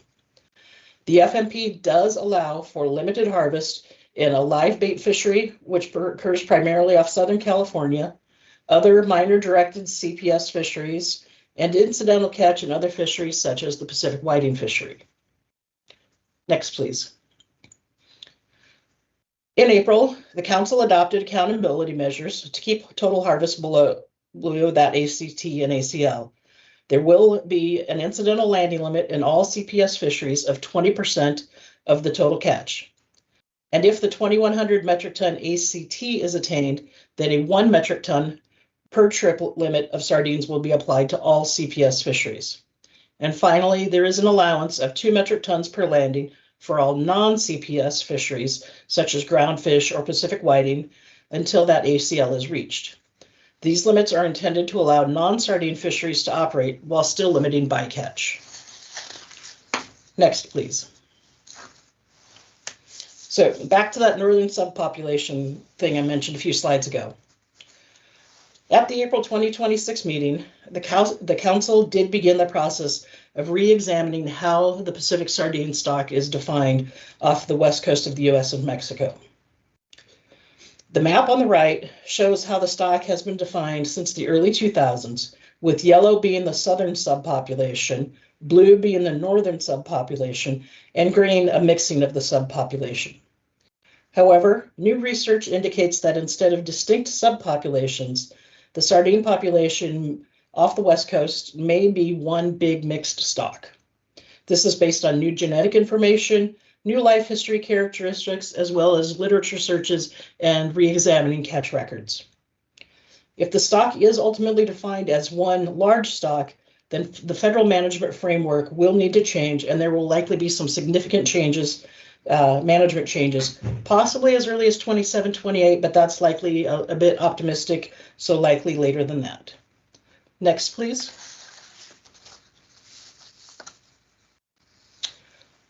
Go ahead, next, please. I had two versions of basically the same information, and I forgot to delete one. So I'm hopefully saving a little bit of time there. Your action today is to adopt the federal regulations for the 26-27 Pacific sardine fishing seasons into our state regulations. Thank you for the next, please. Thank you for the time. I will do my best to answer questions. And real quickly, I also want to thank Cassie Lehman. She has been a huge force for Oregon salmon fisheries at the Pacific Council level, and I will miss working with her greatly. Thank you. Thank you, Lynn. We do have one question. Commissioner Bill, is that part? Go ahead. So Lynn, just a very quick question. In the year 300, there was probably indigenous tribes along our coast, and we're estimating the sardine population then. How the heck do we know what the population was in the year 300?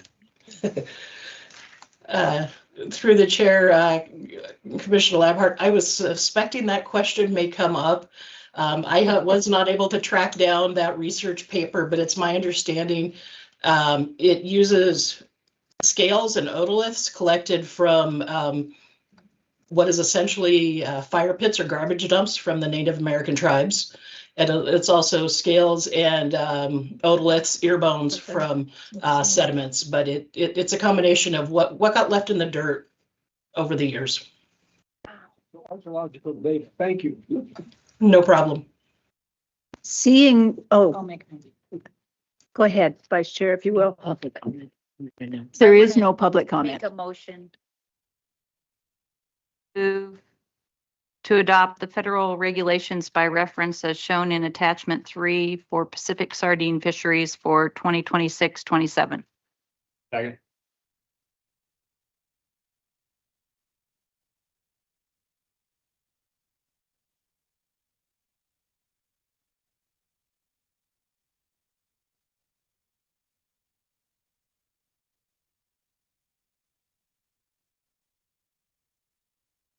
Yeah. Thank you. You want to turn your microphone on? Commissioner Halder-Freeze, are you there online? Yes, and I also vote yes. Thank you. Thanks, Michelle.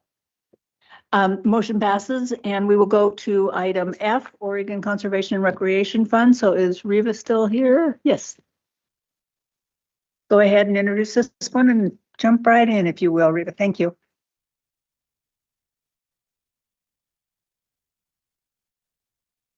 Good afternoon, everyone. Chair Wall, Vice Chair Hatfield-Hyde, Director Colbert, and members of the commission. Thanks for taking the time today to let me speak about Oregon Conservation Recreation Fund. I'm Reva Gilman, OCF Grant Coordinator. With me is Sarah Reif, Habitat Division Administrator, and we'll try to make this quick for you guys. Today, the Advisory Committee is seeking commission approval to fund 19 projects selected from our most recent request for proposals. The OCRF was created in 2019 within ODFW as a way for Oregonians to support a very broad range of conservation and outdoor recreation efforts throughout the state. The Advisory Committee always seeks to make diverse expenditures in each funding round. For this competitive round of funding, OCRF received a total of 90 project proposals. Projects are reviewed and scored using established criteria.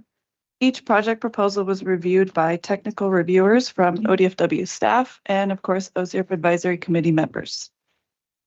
Now we'll go into a little bit more depth on the recommended projects. I can figure that out. Oops. Oh no, it's very touchy. Thanks, Sarah. The 19 recommended projects represent a diverse portfolio. They encompass almost all ecoregions of Oregon, are diverse in their taxonomy, representation of program priorities, and partner engagement. They also engage underserved groups who have not traditionally participated in conservation issues or outdoor recreation in the past. These projects will benefit swamp species of greatest conservation need, such as native eelgrass, gray whale, Olympia oysters, western bumblebee, northwestern pond turtle, coho and chinook salmon, mazama newt, and Pacific brook lamprey.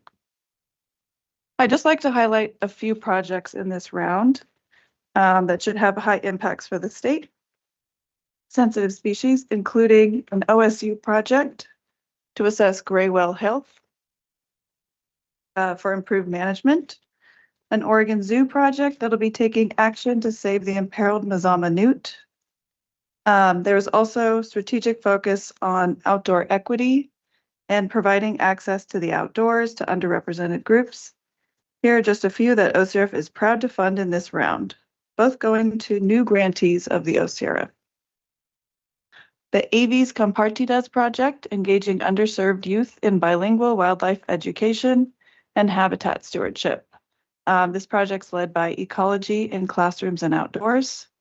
And a revival of the McClack's Paddle Project, that reconnects Indigenous youth and families to their ancestral waterways through paddle sports across the Klamath Basin. In your commission packet is attachment 3, summarizing all of the project abstracts that we received, and attachment 2 lists the 19 projects recommended for funding from this round. The committee was unanimous in their approval. The project selected advanced the goals of the SWAP and our strategic initiative of Everyone Belongs Outdoors. One of OCRF goals is to engage new and diverse applicants. I'm also happy to report that well over half of the selected projects are new grantees for the OCRF program.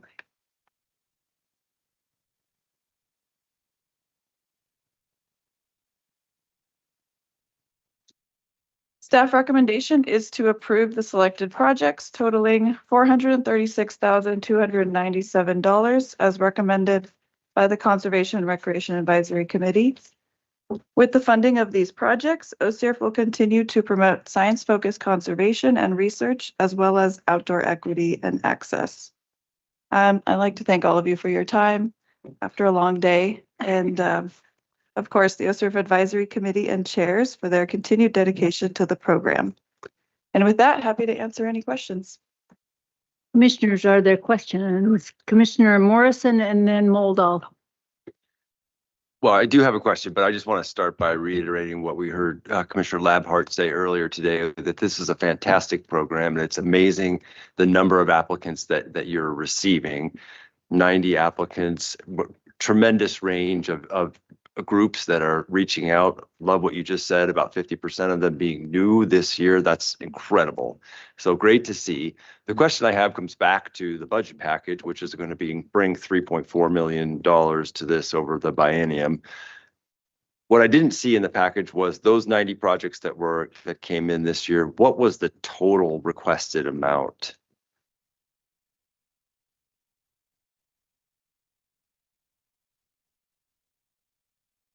And just clearly what I'm getting at is we may need even more money than 3.4 million for this.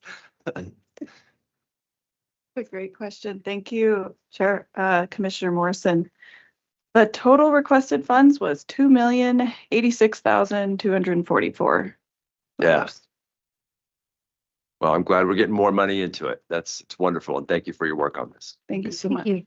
Commissioner Moldal.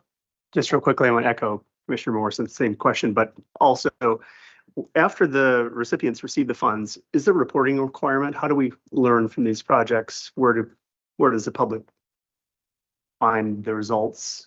What are we taking away? Absolutely. Thank you for the question. They have reporting requirements of quarterly progress reports and a final report that gets posted publicly on our website, where we post their final reporting and then photos or videos from the projects themselves. Great, thank you.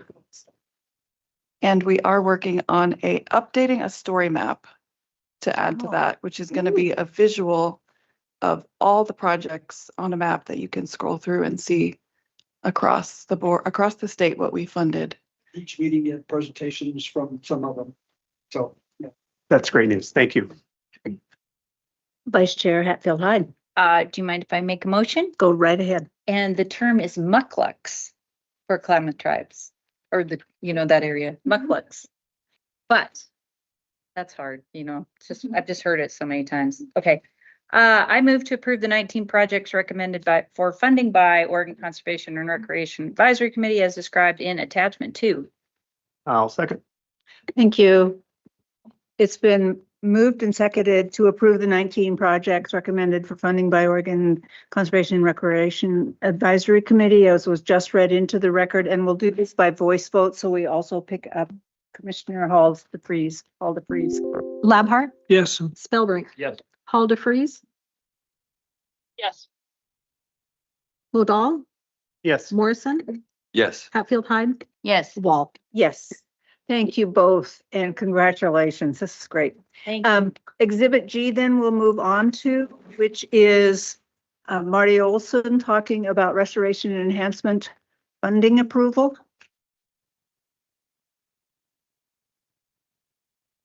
Marty, can you hear it? Go ahead. Yes, I can. Sorry, I was just loading up my slide there. Did that pop up on the screen? Can everybody see that? Yes. Okay, thank you. So, good afternoon, Chair Wall, Vice Chair Hatfield Hyde, and members of the commission. Director Colbert, thank you all for staying and for having me today and making time. It's good to see you all today. For the record, my name is Marty Olson. I'm the R&E and STEP Program Coordinator for Oregon Department of Fish and Wildlife, and I'm here today with one item for your consideration. Oops, there we go. So the one item that I'm bringing forward today for your consideration is the approval of $42,291 of R&E funding for 3 projects that will benefit anglers across the state. Each of these 3 projects were reviewed by the R&E board at their last meeting that was held on March 5th. And at that meeting, the board voted to make the recommendation to fund each of these 3 projects. R&E meetings are public meetings, and during the meeting, there were no public comments that were brought forward on any of those 3 projects. The 3 projects that have been recommended by the R&E board for funding are the Whetstone Creek Large Wood Project, which is a habitat restoration project that benefits winter steelhead in the upper Rogue River Basin. And the total ask for that project is $25,000. The next project is a Phillips Reservoir Tiger Muskellunge Pike Net Project, and that's a research and monitoring project that benefits warm water fisheries in Northeast Oregon. The total ask on that is $13,291. And then the third project is a new egg counter for the Gardner Reed Sport Winchester-based STEP facility. And basically that provides some new hatchery technology at the GRWB STEP facility that's located near Reed Sport on the Oregon coast. The total ask for that project is $4,000. There's a summary of each project in the commission packet. I think it's attachment 3, I believe. And I'm happy to answer any questions you may have about any of the projects. If there's no questions, I've prepared a staff recommendation for your consideration, and I can bring that up on the next slide. Please bring it up in any case, Marty, if you will. We do have a couple questions. Commissioner Of course, Morrison. certainly. And then Commissioner Labhart. Okay.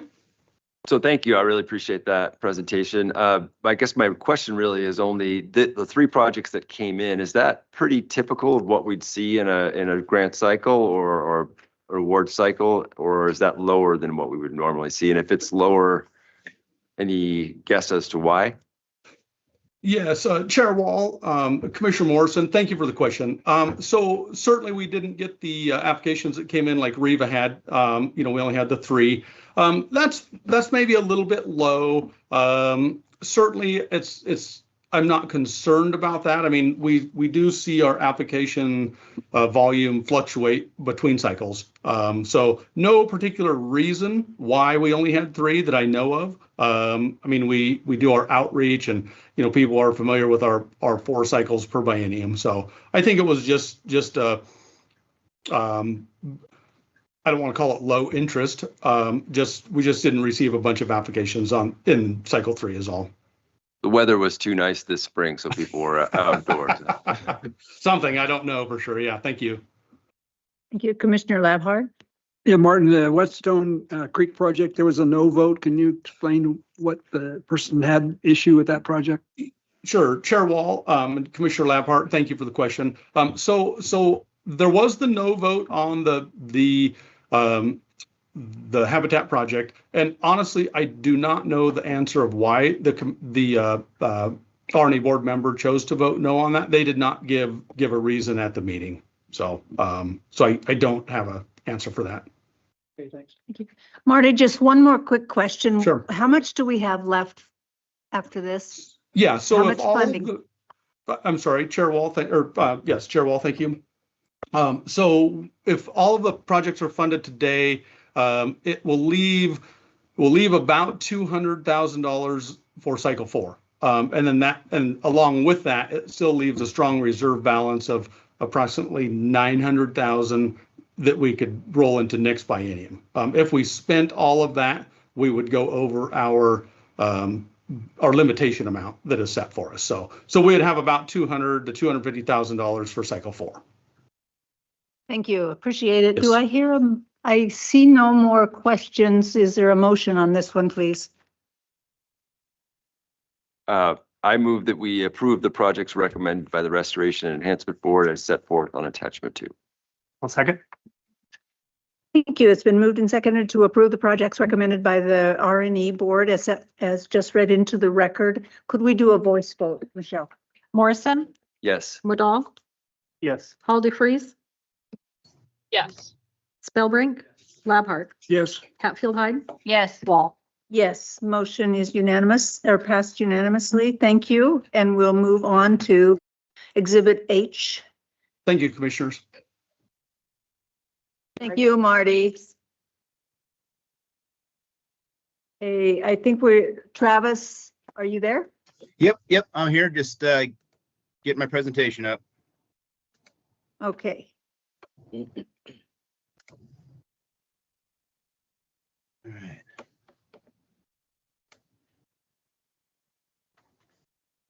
Good afternoon, Chair Wall, Vice Chair Hatfield Hyde, members of the commission, Director Colbert. For the record, I'm Travis Schultz, the Access and Habitat Coordinator. I have two issues for you today. First up is the 5 A&H board recommended projects. These 5 projects, 4 of them are renewals that used to be in the federally funded open fields program. So under the previous VPA HIP grant through the NRCS. The new project is, excuse me, is Nichols Access Area. They're outside of Lexington. That project used to be part of the UCAP program, but dropped out a number of years ago, and through dedicated effort of the local Hebner Wildlife District was able to get them back in. Bunker Hill Access, Bunker Hill is a by permission hunting primarily for upland game birds. 4 Mile Access is primarily for goose hunting because it's pretty close to the Carty Reservoir for Carty Generating Station. So there's a lot of geese that are available. Social Ridge Access Area added additional acres. It's one of the most popular access areas in the Columbia Basin. Has pretty, for the area, decent deer hunting, holds a lot of birds, primarily huns and chukar. And is one of the more popular. Going back to Nichols Lane, that's one of the few that does hold pheasant really consistently. So historically, it was very popular. We anticipate it being very popular as well, also because it provides deer hunting in an area that does not have much for access. The Warehouser Access Area was also a federally funded project, and it maintains 173,000 acres of access, pretty close to, over here on the west side, close to major population centers for the state, and has the units that have large general seasons in them, so very important for the department's R3 goals. The staff recommend approving these 5 projects for funding. I can stop here for commission action, or I can continue on to the second issue, which is the appointment of a chair. Travis, let's stop there and do this one, and then we'll go right into the chair if you could. So are there any questions, commissioners? I have one quick one. Why do we not have any fees on fallow land if they're providing access? Excellent question, Chair Wall. We don't provide funding for fallow land because it's either chemically fallow or dry, so there's no seed, there's no food. Even if they leave stubble, it's only 3 or 4 inches high. It just doesn't hold much. If there's something running across, you can access it, but it's not something we pay for because it doesn't hold wildlife well. Thank you. That helps. Commissioners, seeing no other questions, is there a motion on the projects, the 5 projects? I move to approve the 5 projects recommended for funding by the Access and Habitat Board. I'll second. Thank you. It's been moved and seconded to approve the 5 projects recommended for funding by the A&H board. Michelle, will you call the roll? Hall DeFreeze, Yes. Spellbrink, Yes. Laphart, Yes. Morrison, Yes. Modal, Yes. Hatfield Hyde, Yes. Wall. Yes, thank you. It passes unanimously. Let's go to the second issue, if you will, Travis. Okay. the department received 3 applications by the deadline for the A&H board chair, Nick Calero, who is a current board member. He's a hunter representative on the state board and has significant leadership experience with the Pew's Charitable Trusts. Tim Campbell is the current chair of the Northwest A&H Regional Advisory Council, and he has extensive leadership with hunting organizations, including OHA and RMEF. Jim Clore would be new to the A&H program. He's a member of multiple conservation and sporting organizations, as well as organizes youth events. The department recommends appointing Nick Calero to serve out his second 4-year term as chair. Any questions? We do have one question, Commissioner Labhart. Yes, Amy Patrick, did you just term out as chair of the A&H board? Just I think we can all thank you for your service. Thank you for your public representative on the A&H board. Thank you for your chairmanship. So appreciate it. Yeah.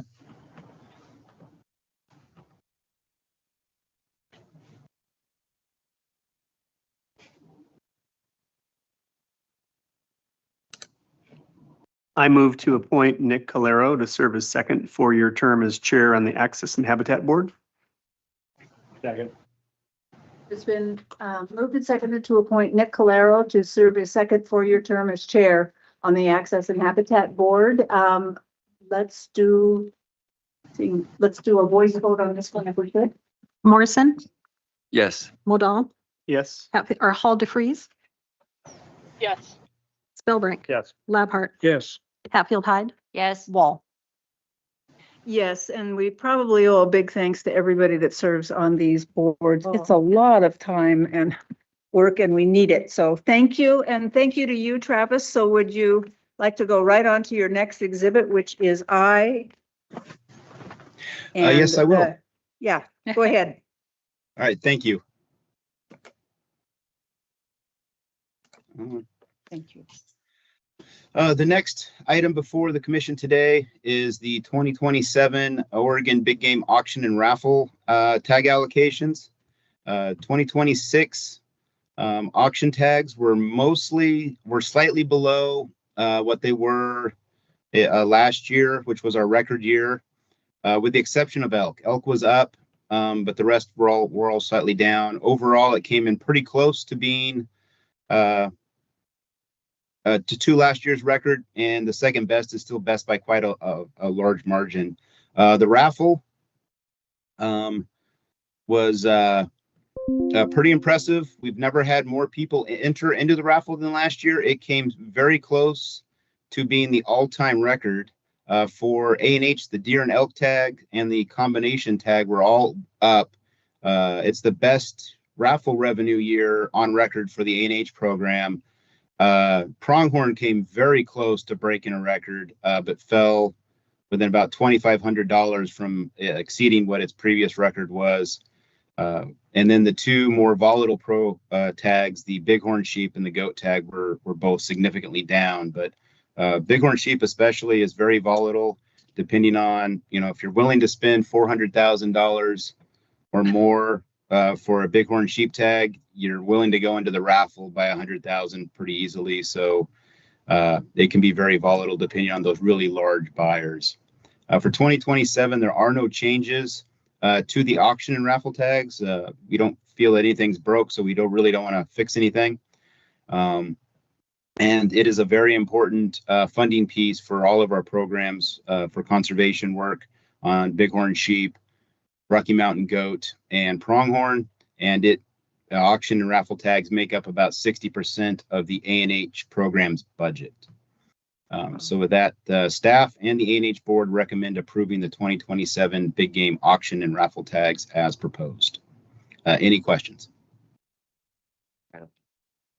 I think you've achieved another record. There are no questions. And so do we have a motion? I'm going to say something and then make a motion. How's Okay, that sound? that sounds great. Just outstanding work and a lot of thanks for the people that are doing these raffles and buying at these auctions. It's an incredible amount of funding coming in. So thank you. I move to approve the 2027 auction and raffle big game tag allocation as proposed by staff and the A&H board and shown in attachments 2 and 3. Second. Thank you. It's been moved and seconded to approve the 2027 auction and raffle big game tag allocations as was just read into the record. Michelle, would you do a voice on this one? Modal. Yes. Paul DeFreeze, Yes. Spellbrink, Yes. Labhart, Yes. Morrison, Yes. Hatfield Hyde, Yes. Wall. Yes. Thank you, Travis, for once again hanging with us all day long to give your reports. We appreciate it very much. Yeah. So, Thank you. yay. Thank you. I believe we are adjourned. Thank you, everybody, for staying Thank you. for this day. What a remarkable